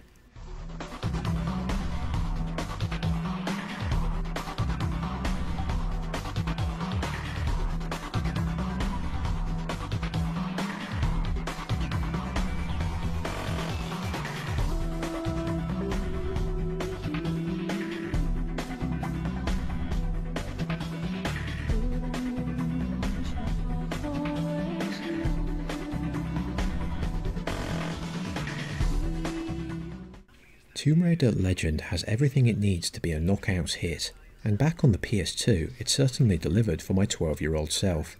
The Tokyo chapter was my personal favourite, and I would also beat all the time trials and find every reward over time. However, when playing on PC for this retrospective, the cracks did start to show. Several glitches persisted in my playthrough. The most noticeable was Lara's ponytail. It constantly got stuck on parts of the environment and stretched out to ridiculous lengths. More intrusive moments occurred when platforming on ladders, ledges, slopes and poles. For some reason, Lara would either slide down slowly or not grab on properly, hanging at an awkward angle which led to some careful manipulation of the controls. The worst glitch was in the Cornwall chapter. In this bit, you have to slowly climb down a broken staircase, but when I leapt onto the first ledge, the screen and environment started to shake violently, throwing Lara off to her death several times before I made it through. No patches were ever made for these issues, leaving players to force their way through these unfortunate moments. I still enjoy going back to Tomb Raider Legend after so many years. Unlike Chronicles where you couldn't wait for it to end, Legend leaves you wanting more. The game is rather short at 8 missions long, with the last 2 being quite brief. After taking on the game's best boss fight, a creepy looking serpent by dropping cages on its head, Lara returns to Nepal to collect the final piece needed to reforge Excalibur. When you start the level, the story and flashbacks come together as she returns to the site of the plane crash. You do have to suspend your disbelief over the wreckage being there for over a decade, but the narrative's personal side still works. After making your way to a nearby temple, Legend offers up another new component, using ancient artifacts. Capping off the game with the best weapon is a common trait in many genres, and letting Lara wield Excalibur fits perfectly with her hunt for lost secrets. The final showdown takes us back to Bolivia, and after decimating an entire squad, including James Rutland himself, it's just Lara and Amanda. The demon is somewhat challenging as it dodges your sword swings, but as long as you stay close and have enough health packs, the battle will end fairly quickly. When the beast is slain, the story attempts a final twist with time travel that feels rather flimsy. The Daae in Bolivia is actually a time rift. Lara tries to warn her mother in the past, but Amanda shouts louder, triggering the disappearance of Lara's mother when she pulls out the sword in Nepal. It all feels very abrupt, and despite the strong voice acting, this moment doesn't have the impact it should. Lara doesn't execute Amanda and sets off to find her mother, who may have been transported to the realm of Avalon. Despite its short length and sudden swerve in the climax, Tomb Raider Legend was a very successful revival, selling between 3 and 4.5 million units by 2009. Lara Croft was officially back in action, and Crystal Dynamics would be the lead custodians of the franchise for the next 12 years. Their next project would look backwards to mark the franchise's 10th birthday. To pay respect to the game that started it all and integrate it into their own timeline, Crystal Dynamics started work on Tomb Raider Anniversary immediately after Legend, teaming up with BuzzMonkey Software, who worked on that title's PSP port. After returning to redesign Lara in 2006, Toby Gard also took part in the remake, acting as story designer and connecting the events with Tomb Raider 7. Following in the footsteps of the acclaimed Resident Evil remake, Tomb Raider Anniversary had a positive reception in 2007, with several versions including the Nintendo Wii, which received some notable comments for its use of motion controls. It's a worthy follow-up to Legend, but when it came to updating the original, some changes are more beneficial than others. Anniversary ignores the events of Tomb Raider 2 all the way up to Angel of Darkness. Just like the original, Lara is hired by Jacqueline Natler to find the mythical Scion of Atlantis and begins her search in the mountains of Peru. Unlike the 1996 game, we start with a brief tutorial to climb up to the tomb entrance. Anyone accustomed with Tomb Raider Legend will get a quick handle on the controls, as they use the exact same layout with some added bells and whistles. For the most part, Lara grabs onto ledges, ropes and poles automatically, and she is now able to run along walls using her grappling hook and balance on narrow beams. Every obstacle is clearly marked, and the direction you need to go is no longer so cryptic. It's a natural extension from its predecessor that reduces the death count alongside the plentiful checkpoints. Often you'll have at least 10 of them all the way through a level without having to manually save. Combat has also progressed, building on the solid base established. For starters, Anniversary features a wider range of enemies, doing away with human soldiers completely. Every animal and mutant has been designed to work with the lockstrafe combat system, while feeling more agile and dangerous thanks to the enrage mechanic. When a foe takes enough damage, an icon above their head will flash before they charge at Lara. This is your opportunity to dodge at just the right moment, landing an instant kill headshot when the reticules line up. As an evolution of the bullet time mechanic from Legend, this is easily the best new addition, a mini QTE that keeps the action moving while also having its own sense of risk and reward. If you win, the enemy is executed, allowing Lara to pivot to other threats, but if they win, it takes a large portion of your health. In turn, this encourages you to keep an eye out for the returning health packs scattered around the levels. Lara also acquires her full set of weapons, including the dual pistols, Uzis, and a shotgun. The Lost Valley is a returning highlight as you once again shoot up the raptors and take on the T-Rex, which lays out the major differences from the original. At first, Lara must dodge the dinosaur with a QuickTime event, slowly whittle down its health bar, then finally finish things off with a second QTE. When these gameplay features are placed side by side, they are able to balance each other out. Set-piece moments pop up after a fair bit of platforming, with the first puzzle connecting directly to the swinging gears you used to ride up. The biggest advantage of this gameplay structure is how it incorporates newer elements that couldn't be achieved back on the PlayStation 1. With full 3D movement, Lara is no longer confined to a grid-based structure, allowing for a variety of obstacles. Take this moment in the Tomb of Qualopec.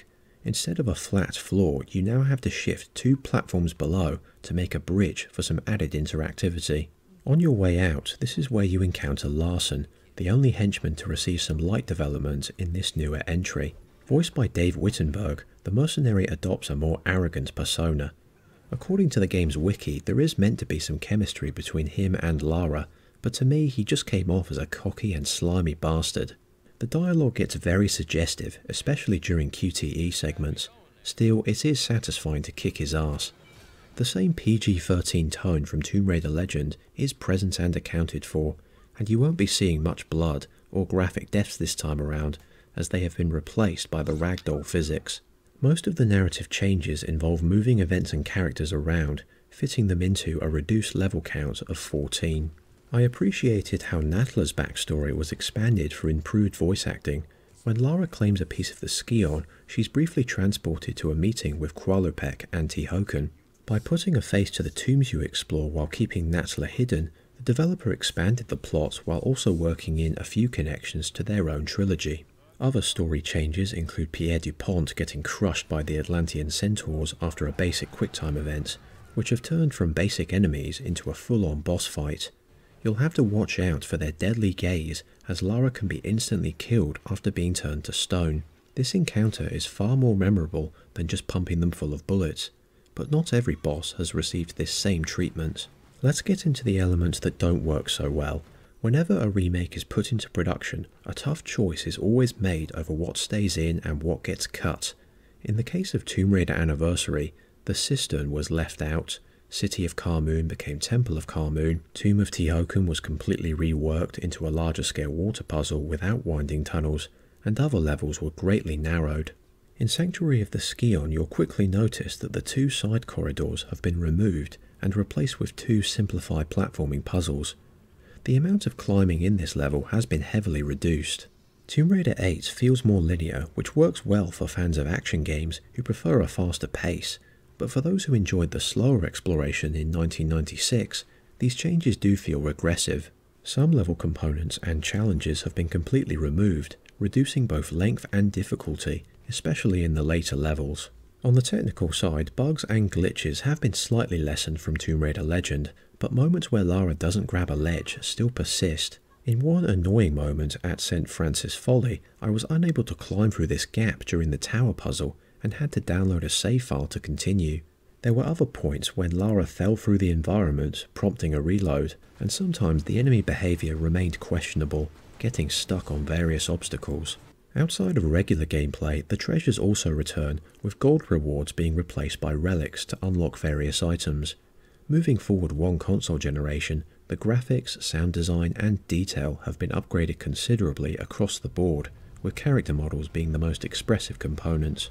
Outside of newer and slightly generic combat tracks, the music is very faithful to the original Tomb Raider, adding new notes and instruments to emphasise the modern update.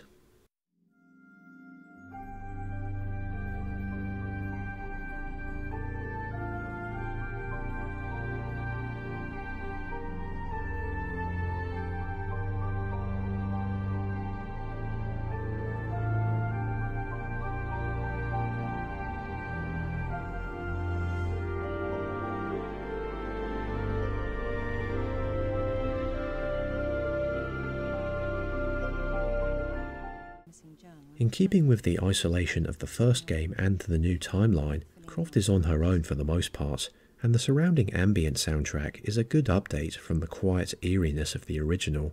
Zip and Alistair haven't entered the picture yet, and Croft Manor also makes a return, but due to the early days of Lara's career, it's more limited, as construction hasn't quite finished yet. Lara herself does feel a bit flat as you play through, even with Keeley's returning voice. It's as if the writers took the easy way out when portraying a younger version of the character who is only just setting out on her first adventures.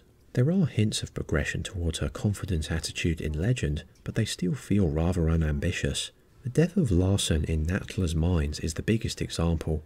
Having to push up 3 times in a QuickTime event to kill him isn't very engaging, and when Lara stands over his body, contemplating her actions, it doesn't have the emotional impact it should. A similar gameplay scenario unfolds when fighting the skater dude Jerome Johnson and a sadistic knife man named Cold Kincaid. Instead of improving the boss fights, the developer chose to simplify them with a mechanic that takes control away from the player. Making your way into Atlantis by hopping on 6 platforms, the tone of horror in the first game is greatly diminished. This level's creepy heartbeat is replaced by orange runes and fiery brimstone, occasionally broken up by a quick cutscene before you dive into combat. The long climb to the top is still here, but rather than moving in and out of the tower, you use Lara's grappling hook to ascend. Unfortunately, the platforming bugs that got in my way in Legend were also present here. You have to shoot several targets to open swing bars and hooks, then hurry along before they retract. Because Lara was constantly getting stuck on the bars, it was extremely difficult to climb up with limited time. When you do finally get past this bit, the room with the Lara clone fares better, as the key switches and platforms are clearly marked, with several establishing shots letting you know which route to take. Unlike the human adversaries, the ensuing boss fight with the Abomination has been updated successfully. The beast has 2 weak points on the arms, but you can also end the encounter quickly by shooting it off the edge into the lava. Following a condensed escape scene, the final battle with Natla is a massive improvement on the original. It's now a 3-stage battle. At first you have to clip Natla's wings to bring her down, in the second bit you have to be very precise with the shoot dodge maneuver, and the fight closes with a QuickTime event.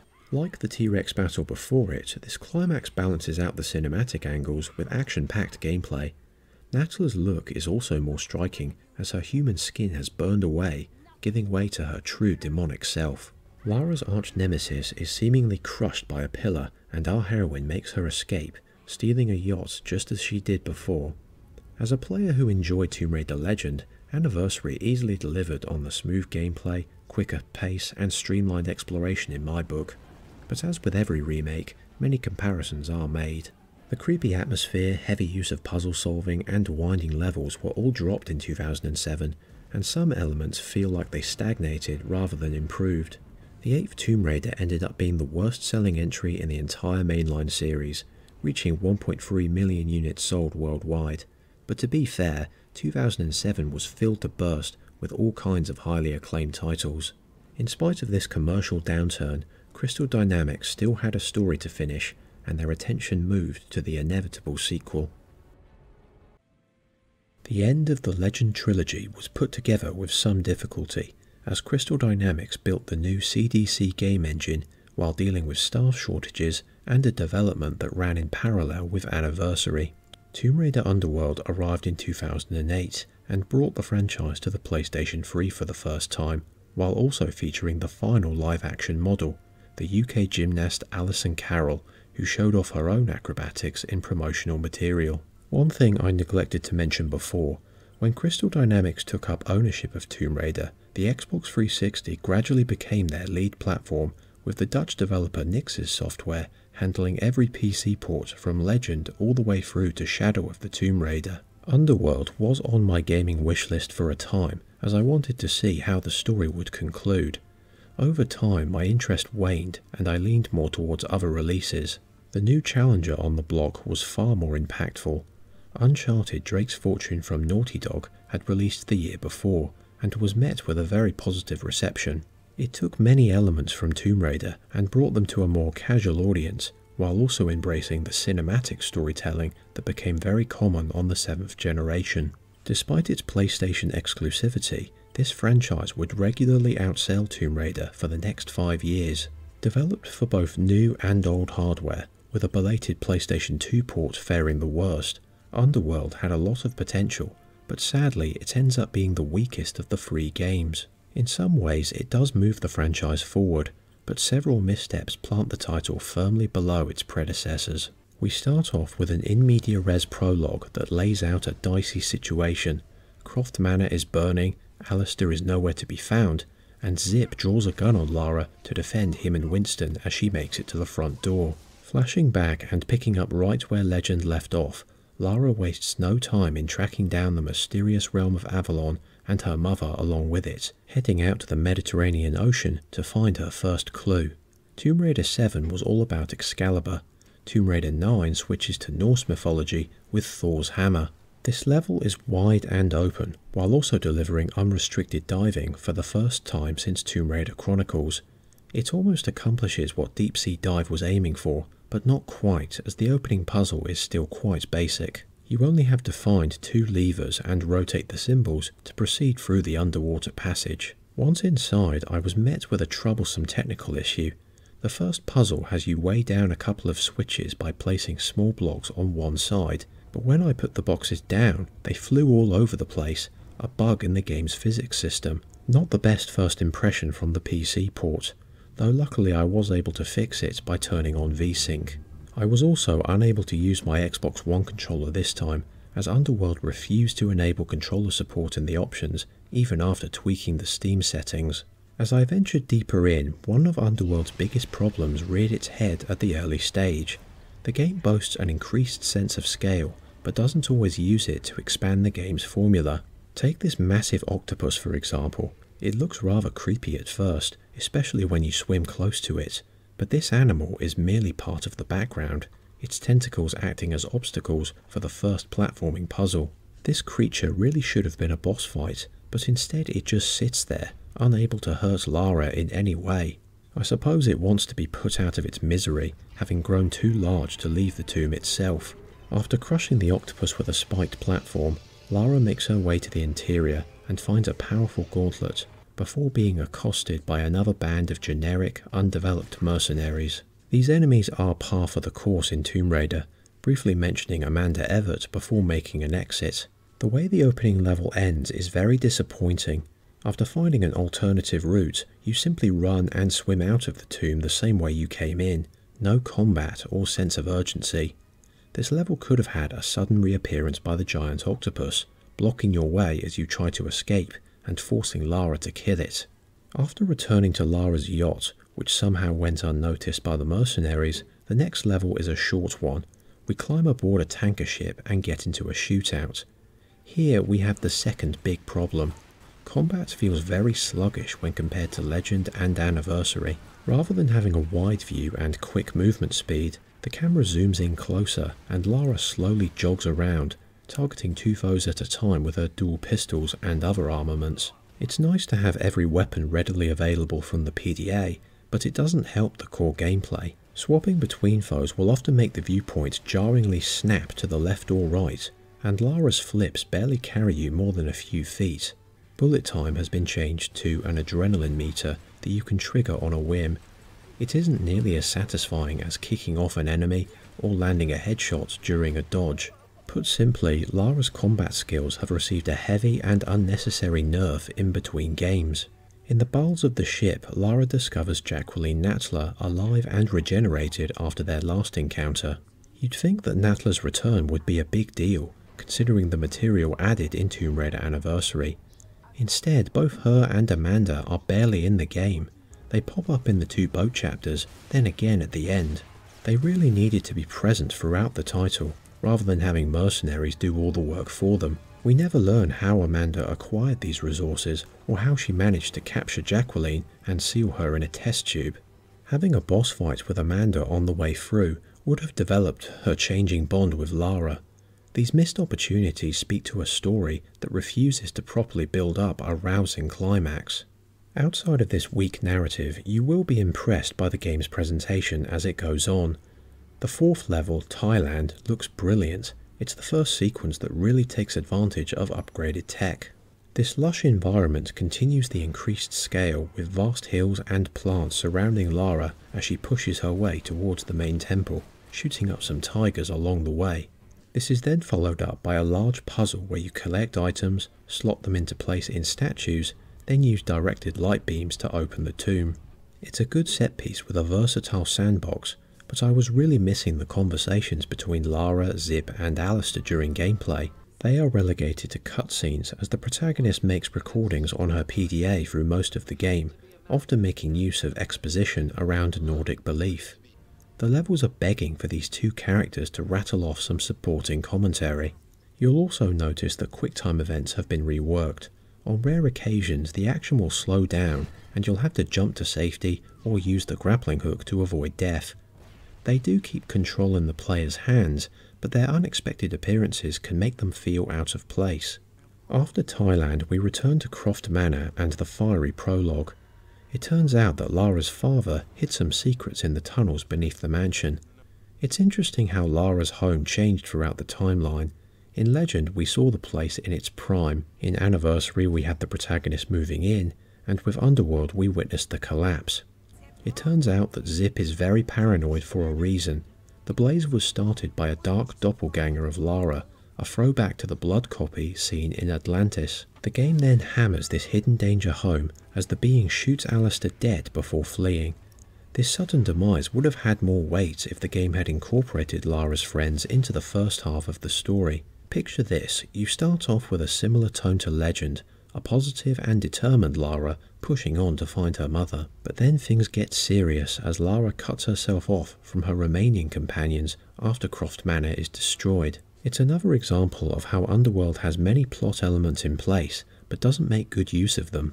Southern Mexico and Jan Mayen Island are both solid levels that continue the puzzle platforming focus and integrate Lara's motorbike very effectively. You won't be gunning your way across deserts or snowfields here.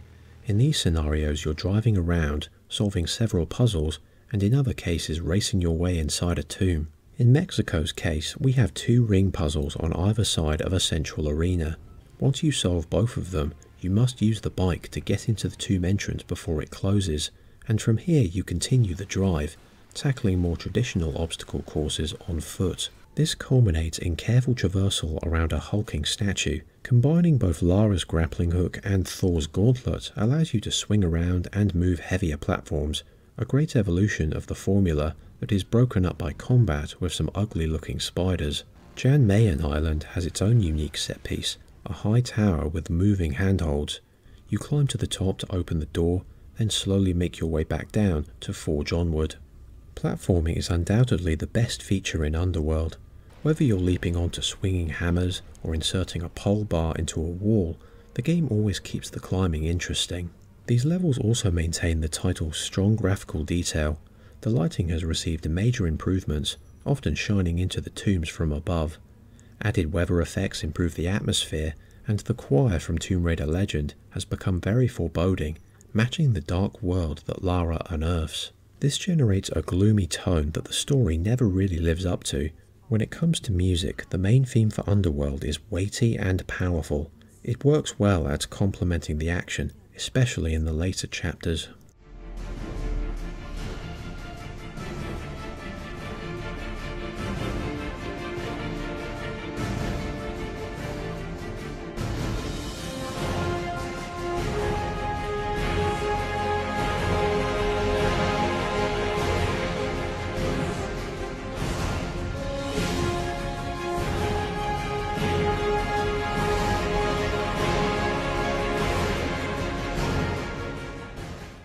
Underworld is still quite short, around the same length as Tomb Raider Anniversary if you're not picking up the many trinkets around the levels.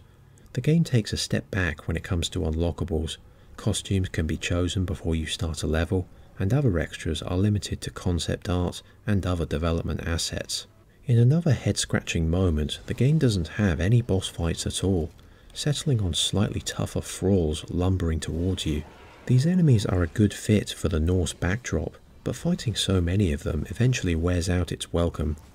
The combat never really improves, even when Lara finds the legendary Mjolnir, which operates the same way Excalibur did. You whip it out and swing it to unleash a lightning charge. At first it's fun to send the mercenaries flying, however you're doing it on a repeated ship section which feels rather lazy, despite Zip mentioning its sisterly ties to the third level. You fight your way through once again, confront Amanda and Natla again, and finally release the latter to make your way to the finale. None of the characters develop or move forward very much, and you can easily predict that Jacqueline will become the lead antagonist. The last level takes place in the Arctic Sea, beginning with another vast underwater section to swim through. You'll need to find 4 gemstones to open the final tomb, Helheim. After fighting some more reanimated skeletons, Lara finally comes face to face with her mother. Unfortunately, the big moment is both basic and anticlimactic. We learn that Amelia Croft has been turned into a thrall. Lara shoots her off the edge and Natla reappears, connecting the dots to our heroine's father and revealing her plans to awaken the Midgard serpent and bring about Ragnarok, the destruction of all life. She also created Lara's doppelganger and used Amanda to get what she wanted. Keeley Hawes and the other cast members do their usual best when it comes to voice acting, but they can't overcome the lackluster script. Just as quickly, Amanda saves Lara to tackle the greater threat, and we enter the last encounter. It would have been a lot more satisfying to challenge the doppelganger directly in a boss battle, another missed opportunity. As you scramble over floating platforms, reaching the top of the tower to break apart the infernal contraption, the focus remains laser focused on climbing, though it's very disappointing that you don't fight Natla at all. She will pelt you with fireballs like in Anniversary, and these are very easy to dodge. In the end, she is taken out by a cutscene, sinking into the A tier when Lara strikes her with Mjolnir.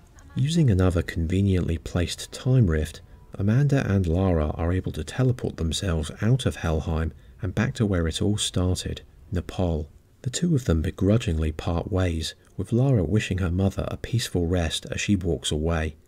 This ending is very muted, and the 2 DLC episodes, Beneath the Ashes and Lara's Shadow, which added an epilogue of sorts with the doppelganger, never left Xbox, meaning the overarching plot is left incomplete. Like other elements, Underworld disappoints, its achievements in level design let down by a tepid story and finicky gunplay. The second phase of the franchise had well and truly ended, though all 3 games were eventually ported to PlayStation 3 with the Tomb Raider Trilogy. Between 2008 and 2013, Tomb Raider took a break once again, with Eidos Interactive selling the series to the Japanese publisher Square Enix. While deciding what to do next for the mainline series, Crystal Dynamics put together a spin-off, Lara Croft and the Guardian of Light, in 2010. It simplified the action to an isometric viewpoint and delivered cooperative gameplay for the first time. Meanwhile, the Uncharted franchise went from strength to strength, with Among Thieves and Drake's Deception becoming some of the most highly praised titles of the 7th generation. This would massively influence development going forward. As for my personal rankings, none of the 3 games are mediocre or bad, but I would place Underworld in 3rd due to its regressions and anticlimactic finale. Anniversary comes in 2nd for tipping the balance of the 1996 original with some dated elements. In spite of its short length, bugs in the PC port and small content pool, Tomb Raider Legend remains the most enjoyable entry for me, while also packing in the most charisma. With all that said, let's move on to the final section of this retrospective. And so we come to the 3rd and most recent phase of Tomb Raider, the Survivor Trilogy, built from the ground up to revitalise the series. The new direction took many by surprise. In order to compete with action contemporaries and find its way back to prominence, sticking to Underworld's approach wouldn't suffice. The 10th Tomb Raider would charge straight towards the 18+ audience, cranking up the sense of danger and grittiness to the max. No longer would the franchise be based in quiet and slow-paced exploration or the casual action movies of yore. Instead, a vicious kill-or-be-killed fight for survival would take the stage in 2013 at the tail end of the 7th console generation. It's a lot like the 4th Rambo film in that regard. At the time, many players and mainstream critics were talking about how violent the game was, especially the death scenes. The title was very well received by the masses, though at the time of its release I was a big Uncharted fanboy and viewed this entry with great skepticism. We all knew they were gunning for Naughty Dog's crown, you can't fool us. 10 years later, having finally sat down to play it, I was very impressed with this reboot, so much so that it could supplant Tomb Raider Legend as my personal favourite of the series. Tomb Raider 2013 would also feature a multiplayer versus component, the only game in the franchise to do so. It had a moderate player base for a while, but ended up being ditched for the rest of the new trilogy. Out of curiosity, I looked up the PC servers for this video, but only 2 players showed up when I searched for a casual match. Tomb Raider goes back in time again as a 21-year-old Lara Croft, fresh out of university, embarks on her first adventure in the Pacific Ocean. As the opening CGI cutscene shows, this expedition is not for the faint of heart. The Endurance runs aground in the Dragon's Triangle, and Lara barely avoids drowning in the ship cabins before falling into the ocean. Making her way ashore, things get even worse as she's kidnapped and taken to a madman's underground lair. Leaving the live-action models behind was a very deliberate choice. It brought the franchise in line with modern sensibilities, while also emphasising that the next Lara Croft would be a full-on performance rather than voice acting. Crystal Dynamics chose Camilla Luddington to portray the character, and for the most part she does a great job of portraying a woman thrust into an impossible situation. Her acting is split between reacting to hostilities and laying out discoveries with more spoken lines than previous actresses. The only downside is, well, just have a listen for yourself.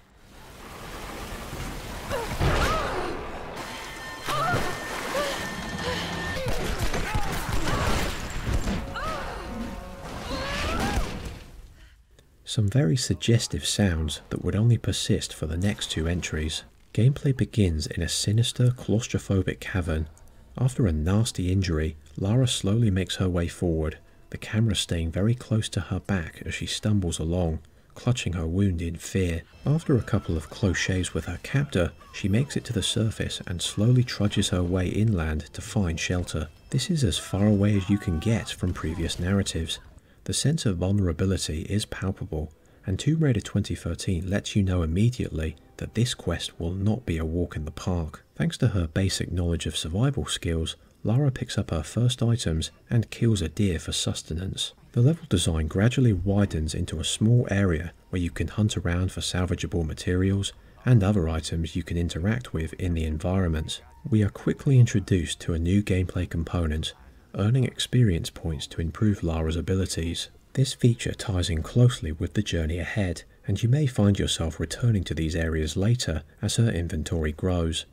The skill system is divided into Survivor, Hunter, and Brawler.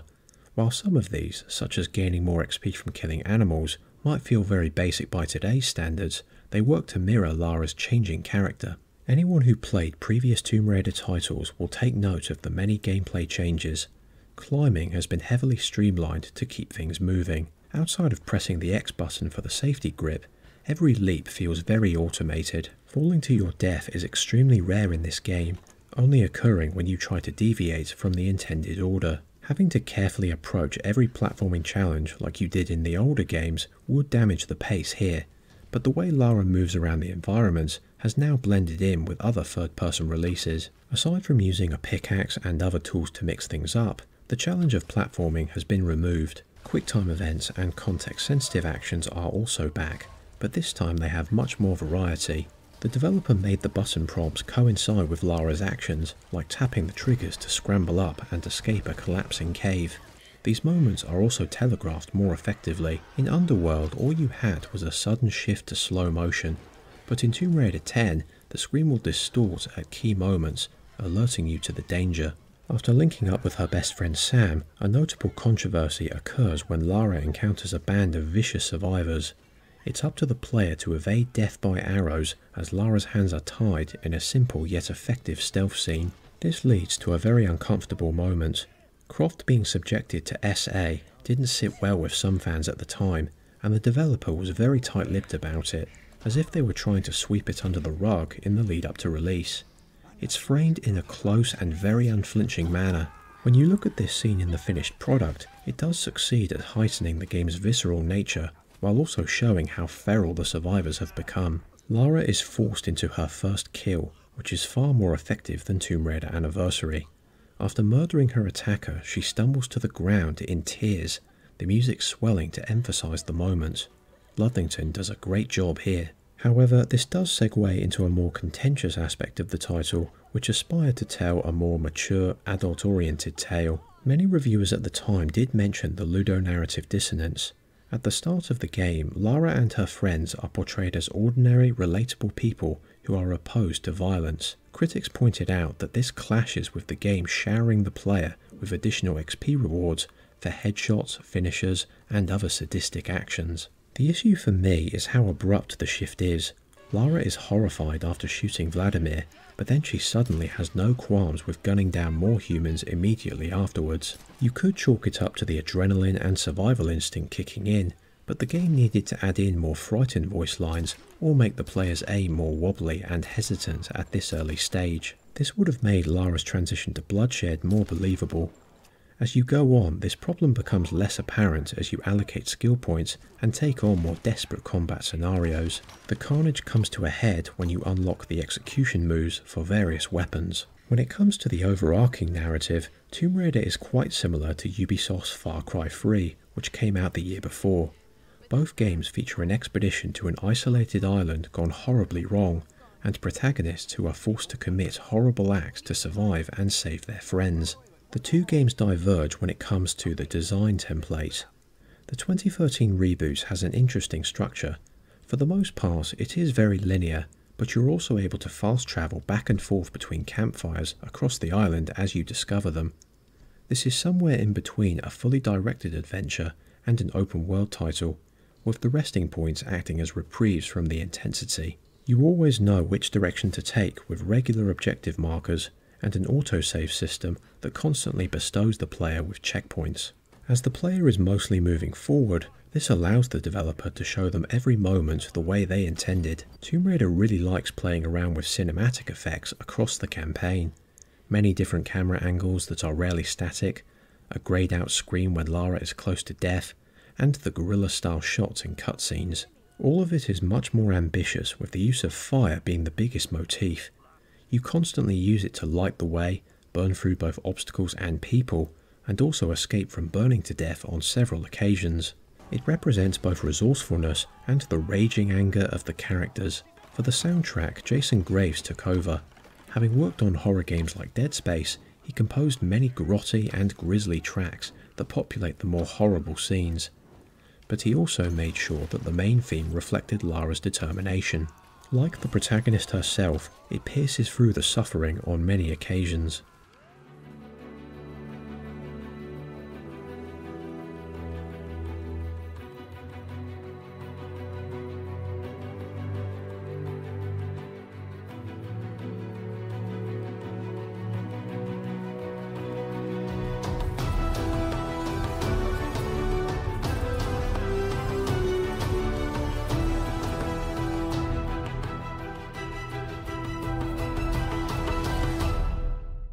When looking at Lara herself, Tomb Raider 2013 delivers arguably the best story in the entire series.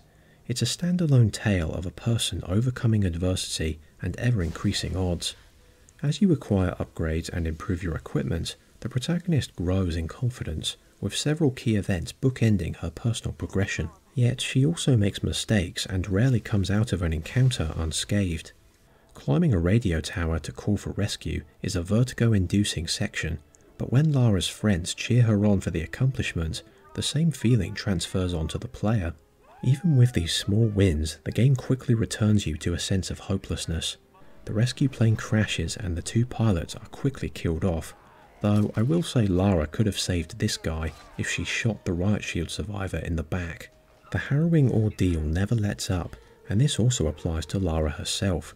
She takes an absolute battering in this game, whether it's getting tossed around while sliding downhill or being roughed up by Matthias's men. The painful injuries are always on display, most notably a piece of rebar through Lara's side that she cauterizes at the game's halfway mark. Once again, I give major praise to Camilla Luddington. Her excruciating screams carry through into the sadistic death animations. For me, the most horrifying of these is when Lara gets impaled on a tree branch. I have to blur it out for YouTube, but watching our protagonist tremble as the life ebbs out of her is deeply disturbing. You care about keeping Lara out of harm's way, but the group she travels with varies in quality. Captain Roth is the best supporting character by default, as he is the only one with a proper connection to Lara, having trained and mentored her before the expedition. On occasion his lines can be a bit cliché, but you will buy into their friendship. Other characters don't fare quite as well. Sam has a bit of development as the descendant of the goddess Himiko, but her character growth comes to an end when she is taken prisoner for a deadly ritual. The others are very basic and underused, often relying on very standard tropes and being off-screen for most of the game. Whitman is the rich arsehole with very suspicious motives, Reyes is the headstrong mechanic, Jonah is the gentle giant, Grimm is a rather stereotypical Scotsman, and Alex is the resident tech expert. That's pretty much the extent of their characters, making it harder to get invested when they get into trouble. It's the way this group works together that redeems them somewhat. Aside from the occasional wolf pack, every enemy you face is a ruthless killer, but what makes them interesting is the ambient dialogue between encounters. If you hold fire before entering combat, you'll often hear them talking about their personal struggles and long stay on the island. Ironically, these foes have more in common with Lara and her friends than you realise. Their leader Matthias, portrayed by Roger Craighead, has the makings of a great villain. He reminds me of Osmond Sadler from Resident Evil 4, only louder and more fanatical.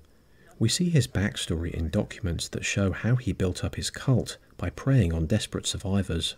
Clearly, he's been trapped on this island for years and is more than willing to exploit others for his own gain. The only problem is how Matthias has several opportunities to execute Lara on the spot, but he doesn't. There's one moment on the bridge where the antagonist shouts, "Kill her," but instead of doing so, Lara gets strung up for a second time and escapes from a room full of corpses, which are often littered all over the environment. The game is so unrelenting in its brutality that it sometimes crosses into full-on nihilism. We watch survivors getting impaled by resurrected samurai warriors and listen to prisoners getting tortured into complete madness. Two sequences come to mind, the first being this explosion. A lone hunter is pinned under a rock and begs Lara to end his suffering, to which she responds, "Go to hell." Then later on we have this reference to Neil Marshall's The Descent. After emerging from a bloodbath, Lara proceeds through an underground pit, gunning down some crazed prisoners who lunge at her in a blind rage. I winced at all of these moments as I played, though this direction didn't sit well with some long-term fans. They felt it placed too much emphasis on being a super serious, hardcore title with little respite, tossing out many elements that they enjoyed previously. This is most evident in the tombs themselves, which have been converted into optional side quests. When wandering around an area, the game will inform you that a hidden tomb is nearby, often marked by pinging Lara's survival instincts. She will slowly squeeze through a corridor or walk slowly as the external setting loads in the background. Crystal Dynamics aim to strike a balance between old and new players here. In the end though, this does shift towards the latter with heavily simplified puzzles. The amount of tomb raiding on offer has heavily decreased, and it does work to keep the player on task. Again, Lara wants to escape Yamantau, and having these side objectives take too long would have diminished her central goal. At the same time though, I felt there should have been at least one or two multi-stage puzzles to keep things interesting. In this title, you solve a single environmental puzzle, collect your reward, and that's it. Finally, we come to combat, which takes up most of the experience by a considerable margin. Tomb Raider 2013 offers an over-the-shoulder aiming system and a fluid cover mechanic that doesn't require you to snap in and out of obstacles. In keeping with Lara's inexperience, her movement on the ground has shifted well away from acrobatics. Instead of a graceful flip, she now scurries along the ground and into a combat roll, keeping her frame as small as possible as she dodges incoming fire. Enemy AI could be better, as your adversaries are often split between ranged attacks and blindly charging with melee weapons. They will climb around and use parts of the environment like zip lines, but this is often very scripted. Later on, armoured enemies require more rounds to put down, and heavy brutes serve as mini-bosses with some more QTEs mixed in. Your weapons and tools seem quite vanilla at first. A basic pistol, assault rifle, shotgun, and of course the bow, which is used for both combat and platforming. But Tomb Raider utilises its light RPG mechanics to provide another means of progression. Diligent players will search high and low for every box of salvage, while others will return to previous locations to find any XP rewards they missed. As a result, every weapon remains viable throughout the adventure. You'll be swapping between them frequently to either land a quick headshot, stealth kill, or blast back the enemies who are charging at you. Crunchy sound effects and gruesome death screams maintain the ferocity of combat, and your handmade weapons receive more defined improvements over time. By finding a set of free weapon parts through exploration, you can unlock even more upgrades. Changes like this feed into the game's tone, and so too do the many collectibles. In previous entries, rewards were given for searching in hidden nooks and crannies. In Tomb Raider 10, you'll find all kinds of items, from GPS caches, destructible banners, all the way through to treasures that can be closely examined for extra experience points. None of these require much mental finesse to find, but Tomb Raider 2013 makes up for this by offering many feeds and side branches that connect to the main story. Documents reveal more about various factions, including Lara's friends. For example, before you go to rescue him in the wreckage of the Endurance, you find out that Alex had a crush on Lara. It doesn't quite make up for his basic character traits, but it's still good to have this kind of backstory. Too many games today have throwaway collectibles that don't add anything to the experience. All of the cinematic techniques reach their peak with the explosive set pieces, which do take heavy inspiration from the Uncharted series. Most of these are limited to running, jumping, and sliding around unstable obstacles, narrowly avoiding getting crushed or run over by debris. The production values are always on top form, and Tomb Raider learned all the right lessons when it came to pacing. The action rises and falls at just the right moments, never becoming too outlandish or overblown. If the game relied too much on bloated escape sequences, the overall tension would be diminished. The best example is the escape from the monastery, followed by Captain Roth's last stand. As you climb around the building, countless men are set on fire as the entire structure starts to collapse. You feel like one lucky individual out of many as Lara hurries to the rescue helicopter, which also crashes due to the endless tropical storms. I feel like Roth should have pulled out his second pistol before taking an axe to the back from Matthias, but this loss is still very effective. A grieving Lara must continue on without him, which is fully in tune with her character's evolution. The way she reflects on major events at campfires is another great touch. It adds another layer to the narrative that unfolds organically. After a brief memorial that would be repeated 2 years later in The Witcher 3, Lara and her remaining friends return to the beach to salvage what they can. I really appreciated how the game looped back around to the opening here. When you run through the ruined Endurance, Lara takes a brief pause in her personal cabin to think about how she has changed. After Alex sacrifices himself to deliver the boat repair tools, Lara finally unravels the truth behind Yamantei. Himiko desires a new host for her soul, one that has been transferred between many individuals over centuries. Sam is next in line for this treatment and is captured once again by Matthias. On your way to the climax, Whitman cuts himself off from the group for a third time, but his story doesn't go anywhere. For most of the campaign, he appears to have sold out to Matthias to save his own skin, but we never learn his true motive as he is sliced up by undead samurai in the final act. Battling her way through a destructive blizzard, Lara makes her way to the top of the island, with Sam's screams compelling the player to fight on. The final boss may be a quick-time event, but the payoff is incredibly satisfying, as our heroine picks up Roth's pistol and combines it with her own. This is the Lara Croft we remember, showing no fear as she fills Matthias with bullets and sends him to his death. The triumphant Lara stabs Himiko to stop the endless storms, brings Sam back down to the beach, and the remaining survivors finally get off the island, eventually finding rescue. After all the hell she's been through, Lara decides not to return home. She is now a full-on adventurer, intent on pursuing the next great secrets. With the exception of weak side characters and basic puzzles, I thoroughly enjoyed Tomb Raider 2013, an effort that paid off for both Crystal Dynamics and Square Enix. With strong reviews and over 1 million copies sold within the first 2 days, the Survivor phase was off to a roaring start. The developer didn't wait long to get started on the sequel. By shifting towards full-on third-person brutality, Tomb Raider 2013 earned many new fans who could never get into the older titles. As of 2023, it's the only game in the series to maintain an overwhelmingly positive rating on Steam. Naturally, the developer stayed the course, aiming to take full advantage of 8th generation hardware. But when Rise of the Tomb Raider was announced as an Xbox One timed exclusive, Crystal Dynamics created a lot of controversy. In hindsight, the deal with Microsoft, clearly a bid to snag their own action-adventure franchise, was quite similar to the one Sony made 2 console generations earlier.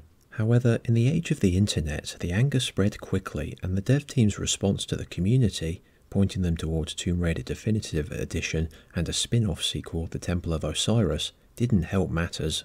The outrage stemmed from taking a widely enjoyed franchise away from one console platform and limiting its audience. Rise of the Tomb Raider arrived on Xbox One in November 2015 and PC 2 months later, with PlayStation 4 owners waiting until October 2016. When the anger cooled off, Rise of the Tomb Raider made a great impression on critics and players alike. It also received an expanded edition to mark the franchise's 20th birthday. In terms of quality, it ranks among the best entries in the series, taking the foundation of its predecessor and expanding outwards. 1 year after the original, Lara Croft has become obsessed with the secret to immortality.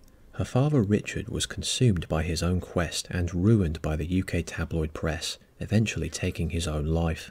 Desperate to clear his name, Lara cuts herself off from most of her friends and sets out on a dangerous crusade. Making the journey of her own accord is the biggest difference from the 2013 release, and this does create a problem. Tomb Raider's story built a massive amount of intensity as Lara was trapped in a desperate struggle for survival. The dramatic tension is automatically diminished from the get-go. The narrative does start off rather disjointed, with Lara immediately searching for a new mystery. There needed to be some kind of connecting tissue between Rise and the original, showing what's happened to our protagonist between games. We did get a slice of that in DLC, but the issue remains in the base game. This brief flashback introduces Anna, Richard's former partner, who warns Lara against her risk-filled tendencies. Much like Lara's friends in the original, she's a very weak character who needed to interact with the protagonist more frequently. These issues can be discounted when you get into the game itself. Rise of the Tomb Raider begins in the frosty mountains of Siberia, and it looks absolutely fantastic. This is just the first of many incredible sights that take a massive leap forward in graphical detail. It really is one of the best looking titles on the 8th generation, and the developers chose a thunderous set piece to show off the technical prowess.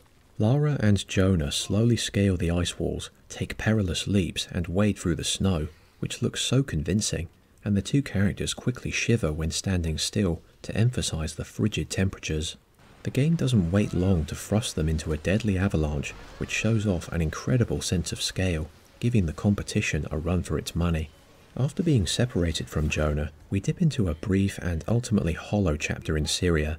This section aims to fill in the gaps while detailing the start of Lara's quest, but it ends up sticking out like a sore thumb. With nothing but a pistol and a dubious driver to her name, Lara is set upon by a new enemy. Trinity, a secretive and well-funded faction, comes out of nowhere, being introduced with no build-up or development. You'd better get used to this somewhat generic organisation, as they take centre stage for both this title and Shadow of the Tomb Raider. After a jaunt through a straightforward tomb, which introduces us to the language translation mechanic, Lara surprises the enemy soldiers by hiding in a coffin, and it doesn't take long before they start trading shots. Many games have the problem of giving the player something to shoot without fully establishing the villains and their motives. Their field commander Constantine, voiced by Charles Halford, is pretty shallow, another religious zealot who lacks the survivalist undertones of Matthias. The ensuing destruction of the temple is impressive, but the plot connecting everything together doesn't make an impact. Returning to Russia in the present, Rise of the Tomb Raider lets you loose in the first of several wide arenas. The 11th title is easily the biggest and most feature-rich game in the series, with multiple DLC packs, online leaderboards, and replaying chapters in a score attack mode. It even features a cooperative multiplayer component called Endurance. Once again, I attempted to find a match, but no players were available after multiple attempts. Audio tapes and documents also return, with perspectives from past and present. Greek explorers, Russian soldiers, and nearby locals are all included in the primary setting, with treasure maps pointing the way to all items over time. Some might say there are too many collectibles to find, but I didn't mind this much while playing. Because every item gives you experience and the levels aren't too big, it doesn't impact the pacing. You're able to move on to the next main objective whenever you choose, and the returning fast travel system is readily available for you to head back to previous areas. One element that did raise eyebrows was the Byzantine coins, which are used to purchase advanced items in a supply shack. This currency is quite rare, though luckily it wasn't tied to a microtransaction system. That was reserved for separate modes outside of the main campaign, which drew some ire from the fans. The gameplay formula is very similar to the first game, but efforts have been made to expand Lara's platforming moveset. Trees are clearly marked with handholds jutting out from the side, and Croft acquires more tools on top of her 2 pickaxes. A throwing axe allows her to swing across gaps, wall arrows can serve as platforms, and even something as simple as a combat knife is used to speed up stealth kills and cut ropes in puzzle segments. Escaping from collapsing ruins is another returning component, with Lara leaping over obstacles and narrowly dodging projectiles. Thanks to an increase in fidelity, these sequences look better than ever. The combat maintains the same synergy of gunplay and stealth, but it also takes some cues from The Last of Us by offering a crafting system and luring enemies with glass bottles. Simply hold down the right bumper after equipping a weapon, and you'll use some resources to make a useful tool on the fly. The difference here is how crafted items can't be stored in your inventory, instead being limited to single use, as Lara scrounges for materials. You're always rewarded with extra experience points for doing more than just shooting the enemy dead, which greatly encourages the player to spice up their approach. You could stay in cover, racking up headshots with a pistol or assault rifle, but it's much more engaging to move around, burning enemies out of cover with a Molotov, or landing a deadly execution after weakening the enemies. This approach goes hand in hand with the many new ammo types: poison cloud and explosive tipped arrows, hardpoint and incendiary rounds. The level of variety quickly trumps the 2013 reboot. You even get multiple pistols, rifles and shotguns to mix, match and upgrade to suit your playstyle, especially if you go for the definitive edition.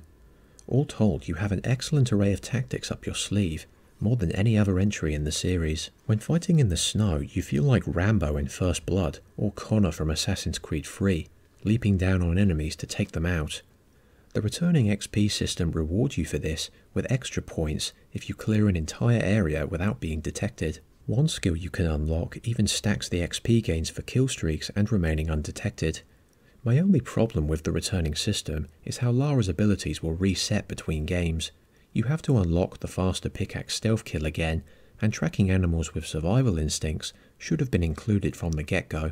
Rise of the Tomb Raider isn't as shockingly violent as its predecessor, but the deaths are still pretty gory, like Lara getting mauled by a grizzly bear or impaled by spike traps. She can regenerate health more quickly through a simple herb system mapped to the left bumper, though multiple difficulty levels are now packing more variation. Playing on Extreme Survivor means you can only heal with herbs, and saving is restricted to campfires. This time it's your foes who go through hell, often quite literally as you wander through a corridor of charred corpses late in the game, or watch them plummet to their deaths on many occasions. Again, their intelligence isn't the best, but the sheer number of enemies thrown at you maintains the ferocity of battle. The biggest area of improvement are the puzzles, which use a combination of simple and multi-stage solutions. The challenge tombs are placed on side tangents, or areas that require a specific tool as you make your way through. We have a particular focus on using large obstacles to smash through the ice and make a climbing path. This early ship section is clearly telegraphed, the light piercing into the cavern and informing the player of a side objective to pursue. Further down the line, we have this 3-stage process to pull open a large door. You'll clamber from one mechanism to another, ripping apart the obstacle with 3 pulley carts. The last one requires an extra step as you fill up a water bucket to yank a crane over the edge. This is so much more engaging than the basic puzzles of the previous title. Eventually, you will reach a handful of wide open spaces. The path forward is always clear, but areas like the Russian mines and geothermal valley allow you to take a break from battle. You can hunt animals, gather items for the new resource system, complete challenges like exploring nearby caves, and even take on the occasional side mission from an ally. Bears and snow leopards now act as mini boss fights, requiring more ammunition or cunning tactics to take down. It's well worth tracking these animals as they contain rare resources to upgrade your equipment. A bear pelt can be used to craft a larger ammo pouch, for example.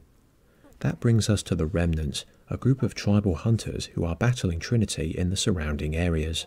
At first they are apprehensive of Lara as she makes her way towards an old Soviet gulag, but they form a steady bond, kicked off by their leader Jacob, who we meet inside a prison cell. Just before this, Anna is revealed to be an agent of Trinity, and the twist is painfully ineffective.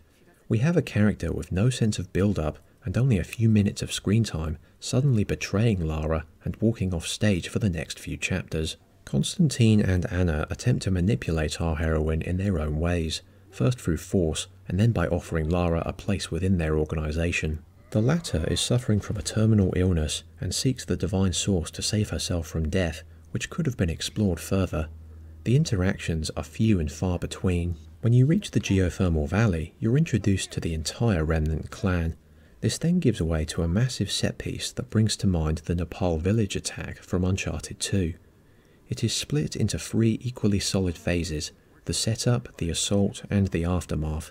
In the early going, you'll help the tribe in their preparations, shooting down drones and bringing resources to watchtowers. Then things kick into high gear as we race to save a group of prisoners from execution. Jacob tosses Lara a shotgun and we're set to go.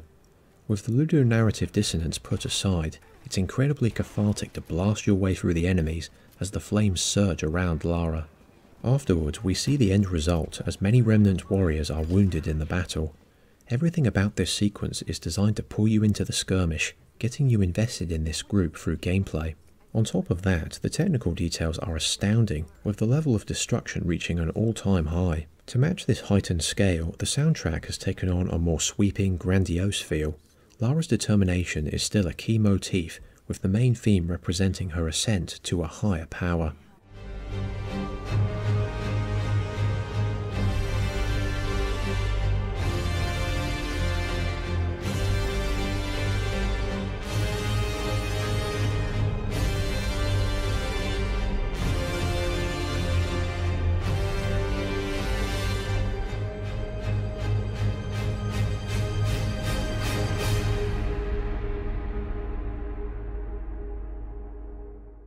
Croft presses onward, quickly becoming a one-woman army as she battles her way through to the Greek archives to find the Atlas, a key artifact that will show the way to the divine source.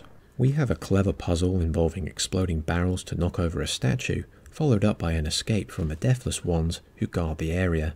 Jonah also makes a reappearance, having been rescued by the Remnants in the mountains. His return should have happened sooner when Lara first found the geothermal valley. At times he really holds his own against the Trinity soldiers, but it feels like he was parachuted in just to be captured, interrogated, and nearly killed by the antagonists. We return to the Soviet facility to rescue him, and Lara's friend is placed into the care of the Remnant after suffering a grievous injury from Constantine. Jacob reveals his own immortality, a curse he has kept hidden from his fellow clansmen for decades. Lara's allies aren't the most memorable characters, but they still play their part in the story well. Rise of the Tomb Raider had 3 major DLC packs. I started off with the best one, Baba Yaga Temple of the Witch. Seamlessly integrated into the main campaign, things take a turn for the surreal as Lara stumbles across a woodland grove with sinister hallucinations. She ventures in to help reunite a family, something that ties in with her own backstory. The graphics continue to impress with a more hazy tone, and your search for an antidote is woven into the regular scavenger hunts. The pack ends with one of the best boss fights in the Reboot trilogy, a strong blend of platforming and shooting. You have to latch onto the witch's cauldron with a rope arrow, then suppress her with gunfire as she is slowly pulled towards explosive pipes. It combines Lara's tools and skill set brilliantly as you alternate between attacking the witch, defeating her minions, and making your way up to the next floor, leading to a very satisfying payoff. Blood Ties is also quite good. It marks the return of a fully open Croft manor, albeit one which has fallen into disrepair as Lara's family unit also collapsed. This DLC is all about collectibles and puzzle solving, with more than a few references to past games. There's a nod to locking the butler in the freezer, and the gramophone in the library will play a familiar piece of music.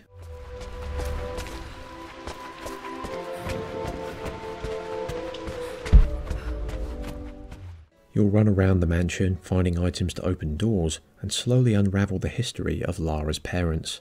The backstory is well fleshed out, and thanks to great voice acting, the efforts to get players invested in this version of the character did succeed for me. The Croft family home is also used in Lara's Nightmare, a short atmospheric shootout against zombified enemies and flying skulls. You'll play through it once, then quickly forget this sideshow.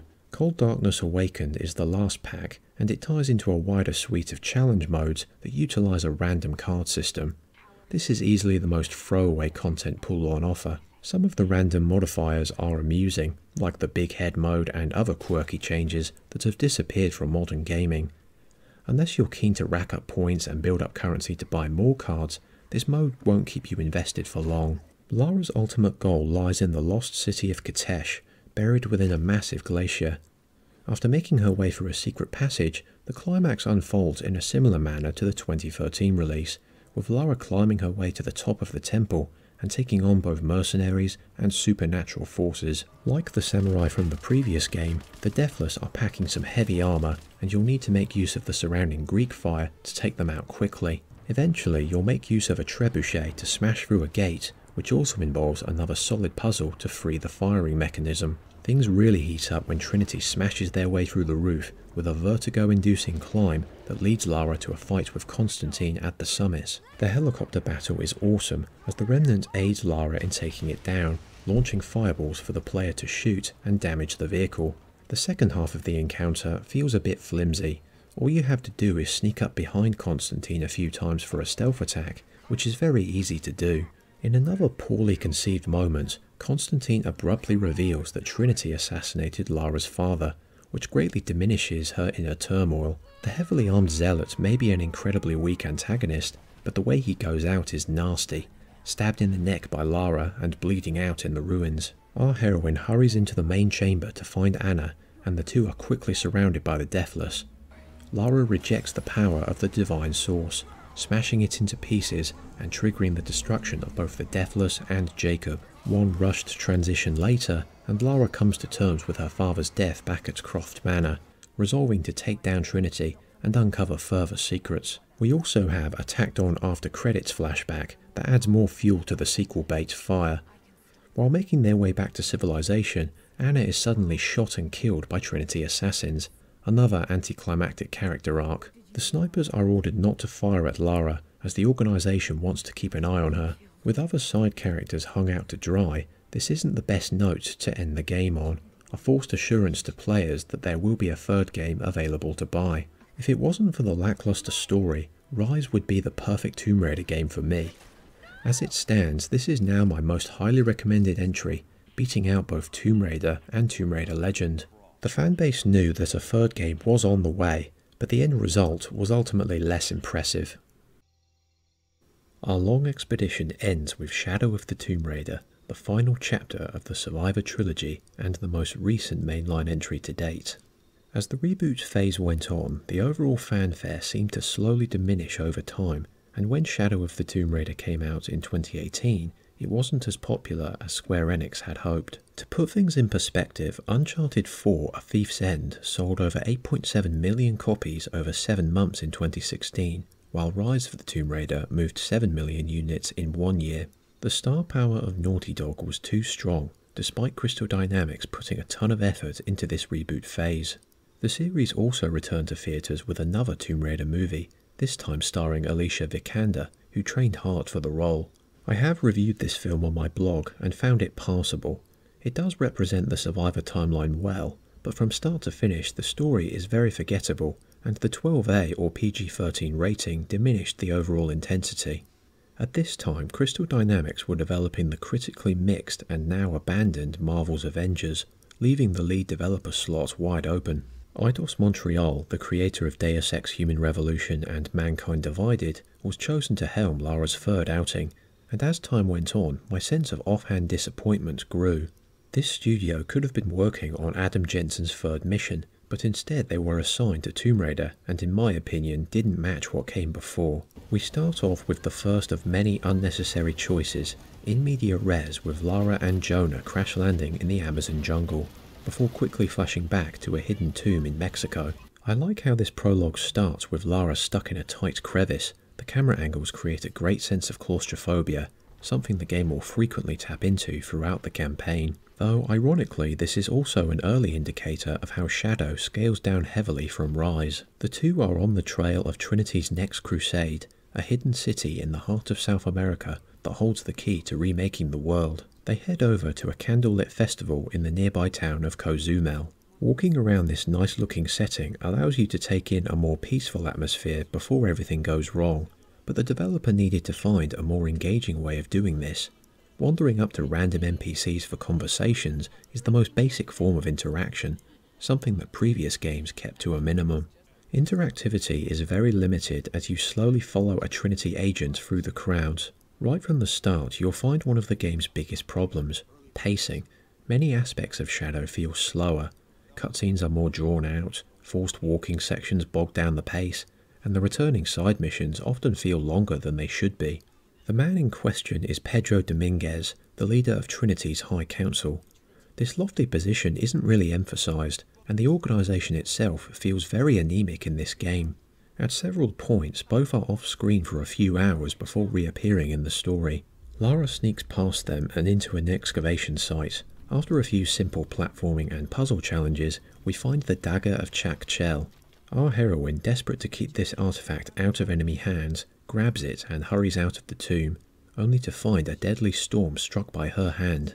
Dominguez snatches the dagger from Lara and chastises her right before a wall of water smashes into Cozumel.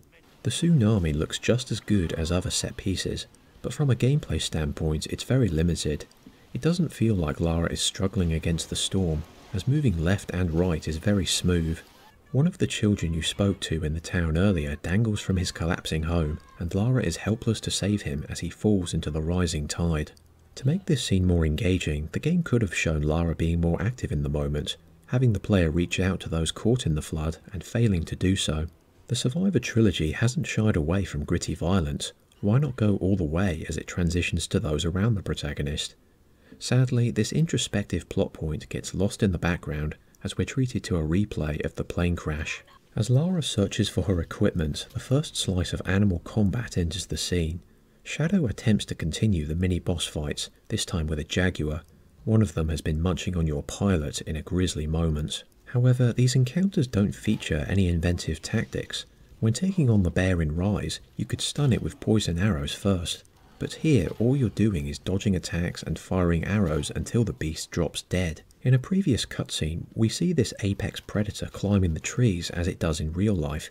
That's a massive missed opportunity to blend combat and platforming. Imagine having one of these big cats chase Lara up the branches, forcing you to switch up your approach. Instead, you quickly link up with Jonah and press on. After coming out of the fight with some nasty scars on her back, Lara and Jonah take some time to rest. This segues into an unexpected childhood flashback at Croft Manor. This section is conflicting. It does create another dimension to a previous plot point, as the young Lara conjures up an adventure with her own imagination, only to find her father dead in his office. The lavish estate and the English countryside both look great, and the simple puzzle in the library works well. The glaring flaw is the way it ties into the main narrative. We already had full closure on Lara's family in Rise of the Tomb Raider, plus some extra detail in Blood Ties, making this moment a novel but underused tangent. Lara's family is rarely referenced until the end of the game, one of several plot threads that doesn't amount to much. The same also holds true for this village you stumble across, the first of several wider areas that offer both side missions and, for the first time since Angel of Darkness, local shops to purchase items. As you explore new areas, you'll often find gold or jade embedded within the rocks. This currency is best used for upgrades to your carrying capacity and special weapons. Crafting and weapon upgrades are also back, with Lara able to make various clothing items for some added bonuses. These hub areas do offer a strong amount of side content, but their contributions to the story are often very shallow. It's a common theme in Shadow of the Tomb Raider, taking components that worked well in previous games and executing them less gracefully. It doesn't help that the game looks and performs worse than its predecessors.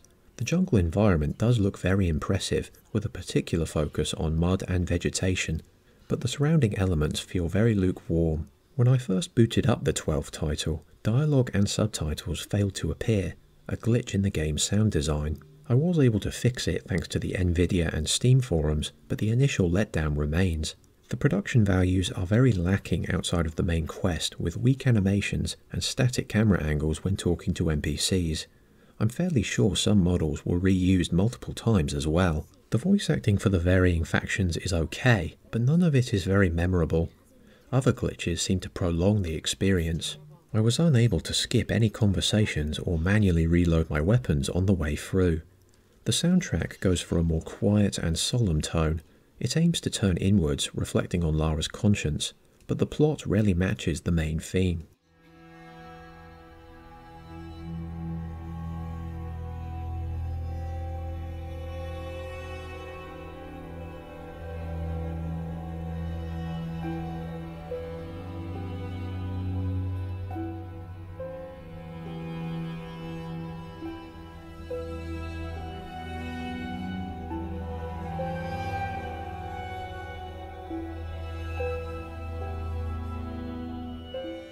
Tomb Raider 2013 and Rise of the Tomb Raider had just the right balance of platforming, combat and puzzle solving. Shadow muddles this design template to the point of pleasing some fans at the expense of others. Let's start with the climbing. Lara's new moves include rappelling downwards with an axe rope, squeezing through tight passages, fighting eels underwater, and overhanging on ledges. You'll be doing a lot of swimming and mountaineering with Lara's twin axes, and for the latter it feels like too much. Time and again you'll latch onto a rock face and slowly inch your way towards the next jump, slowing down the gameplay and stifling any momentum. There are some thrilling moments like swinging over this high cliff, but it does start to feel samey after a few hours of play. In response to player feedback, the action and gunplay have been dialed back heavily. Some of the new tools introduced are interesting. I did enjoy using the fear arrows to brainwash enemies into attacking each other, but the combat feels a bit toothless this time around, almost blending in with other third-person shooters. A lot of that comes down to the removal of many XP rewards. You get a flat rate that goes up depending on the enemy type, with some extra points for headshots, stealth kills and axe finishers, and that's pretty much it. Lara can coat herself with mud and blend into the environment, but you're not rewarded for using bombs, molotovs or other items. As a result, it's far too easy to just go around shooting everyone. I barely used the more esoteric tools outside of their brief tutorials. Enemy AI is still very weak, even with the addition of thermal goggle soldiers late in the title. I was able to bait multiple enemies into the same spot for easy kills on several occasions. The puzzles have received greater emphasis, often coming into play in both the main story and the challenge tombs.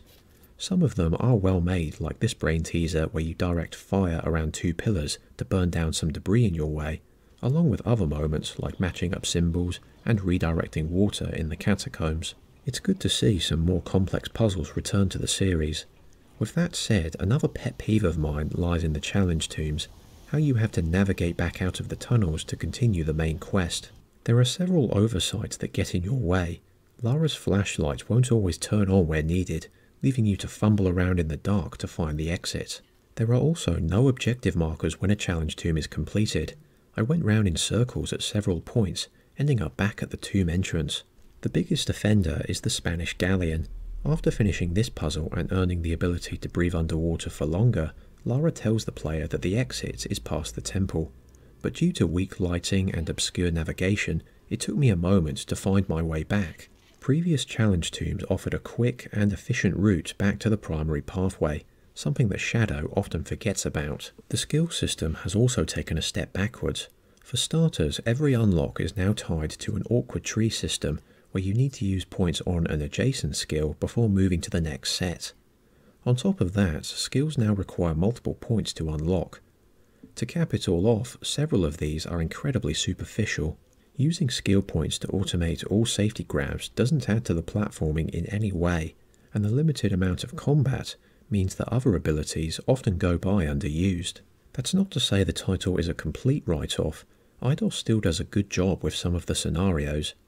The means to prevent a global cataclysm lies in the city of Paititi. The inhabitants, seemingly descended from ancient Mayans, have been split in two by Trinity's incursions. Lara joins a band of rebels led by Queen Unuratu, while Dominguez has swayed the more violent warriors to his way of thinking. Both sides are clearly marked by their blue and green garments, with Lara given her own tunic and later an elaborate disguise to both blend in and embrace their customs. This settlement should have been the central focus of the story. You could easily remove the other villages and have most of the game take place in a larger, more fleshed out city.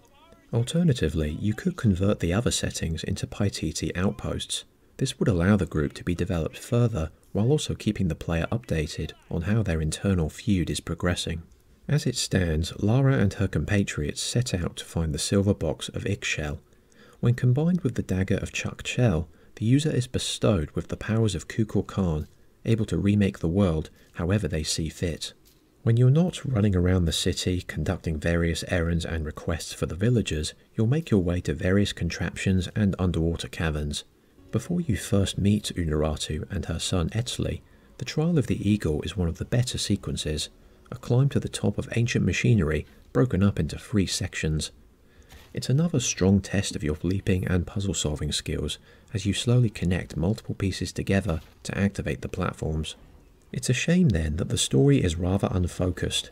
Shadow of the Tomb Raider throws many plot threads into a blender, and more often than not they don't gel or come together. We have Lara's personal guilt over her choices, ties to her family at Croft Manor, multiple settlements with characters you don't care about, the machinations of Dominguez and Trinity, and finally the internal divide in Paititi. There's a lot to keep track of, with Lara and Jonah not really growing or changing much as the game goes on. This is definitely a case where trimming the fat would have made the story more engaging. We soon run into the game's darkest elements as Lara makes her way through a sacrificial chamber, crawling her way through mutilated corpses. Further down the line, Shadow goes full-on apocalypto with a visceral display at the top of Paititi. It's well in tune with ancient civilizations and their brutal practices. Shadow of the Tomb Raider appears to be heading in the right direction when it comes to upping the scale and pace of the narrative, though it does stumble at some points. There's a very choppy set piece on your return to Paititi where Lara escapes from spear-throwing cultists that will leave you scratching your head. Why are your pursuers just standing there as you rush through? Wouldn't they be on constant high alert after finding an outsider in their midst? This segment doesn't come close to the quality of the first 2 games. In fact, contemporaries from the previous console generation easily top it. As the search for the silver box goes on, the player is also introduced to these deadly mutants. The Yarkshil are this game's guardians, and from an aesthetic standpoint, they look and sound really creepy. But once again, their screen time is limited, as Shadow desperately tries to juggle too many components. On the downloadable side, Eidos put together 6 additional tombs. You can take these on either during the campaign or in challenge mode, which also includes a co-op feature. The score attack mode makes use of these glowing orbs that you can grab for higher multipliers, though if you're playing these from the main campaign, Lara will team up with a fellow woman warrior named Korlanka, who tasks the player with finding several artifacts that will unify the people. One of these is a shield located in the path of Huracan. The use of natural hazards like high winds makes for a great atmosphere, and you also get an additional bow for your trouble.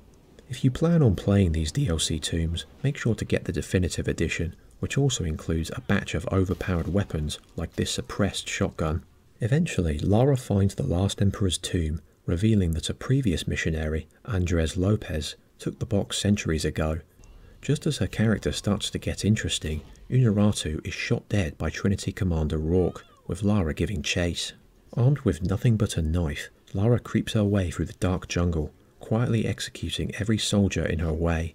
This stealth section does rely heavily on trial and error, but it doesn't outstay its welcome for too long. If anything, it stands out from the rest of the package as the only sequence of its kind in the trilogy. Lara rises from the fiery wreckage of a nearby refinery like an angel of death, unleashing her full fury with a light machine gun. The scene is destructive and powerful, that is, until you reach the boss fight. Rourke escapes off screen, and we're left with a very basic helicopter battle. It's another piece of the previous game that has taken a step backwards. You simply have to shoot some exploding barrels, take out the Trinity soldiers, and the vehicle will go down in a cutscene. Shadow skirts close to greatness on occasion, but the steps backward are hard to ignore. After this bombastic set piece, Lara and Jonah have a brief heart-to-heart, then link up with one of the locals and travel to yet another open area, the town of San Juan. None of the factions have enough time to develop, and it's rare that they clash together. You'll take on more side missions and search a crypt left behind by Lopez for the MacGuffin, but the narrative disconnect is still present. Lara surrenders the box to Dominguez to save Jonah from being executed. The ensuing mudslide is another strong set piece. Skidding your way down as the landscape breaks apart is very enjoyable. With the antagonist on his way to unleash the power of Kukulkan, the Paititi rebels, now led by Etzli, commence a final assault.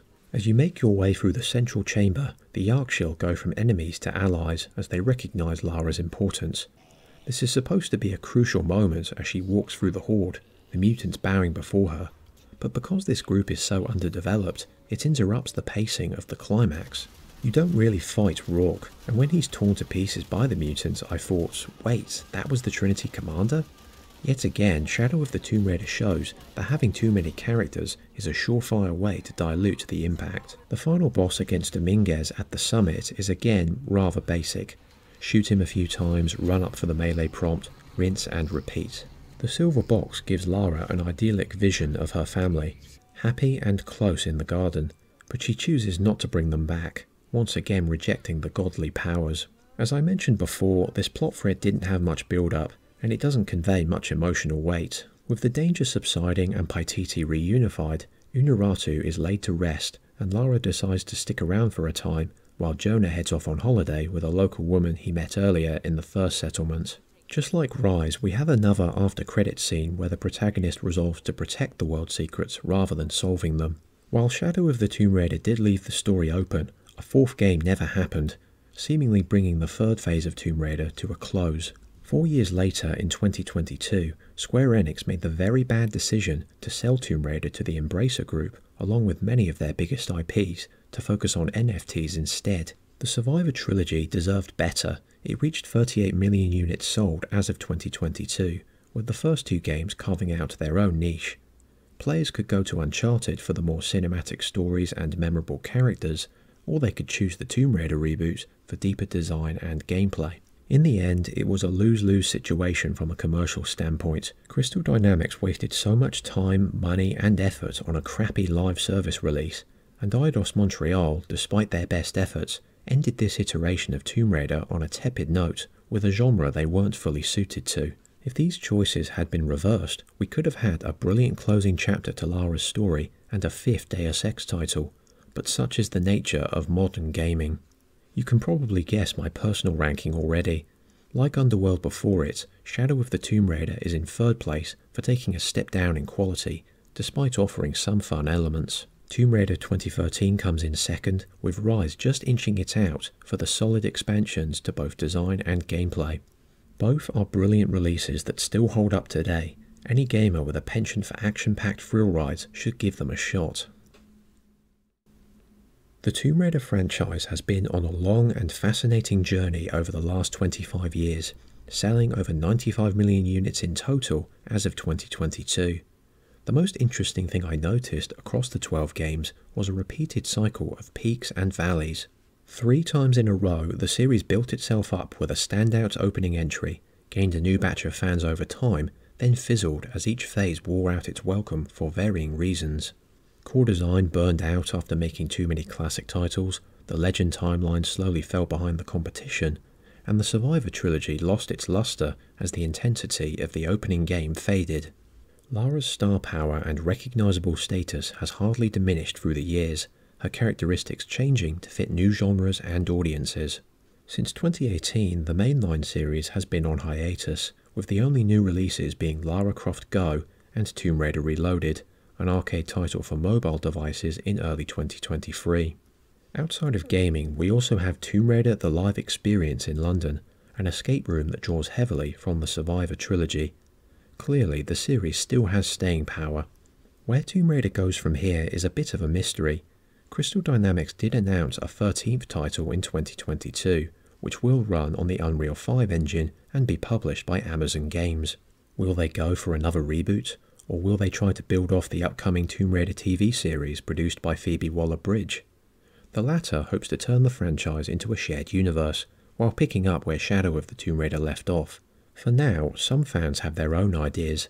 The classic titles from Tomb Raider 2 to Chronicles could benefit from the remake treatment, with one YouTube video getting the community excited. Even Tomb Raider The Angel of Darkness is currently undergoing a restoration project online thanks to passionate players who want to fix a flawed release. No matter where this franchise goes, Lara Croft will endure, having become as iconic as the likes of Mario, Sonic, Master Chief, and other venerable protagonists in 3D gaming.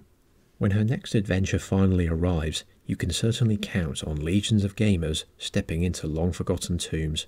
Thanks for watching.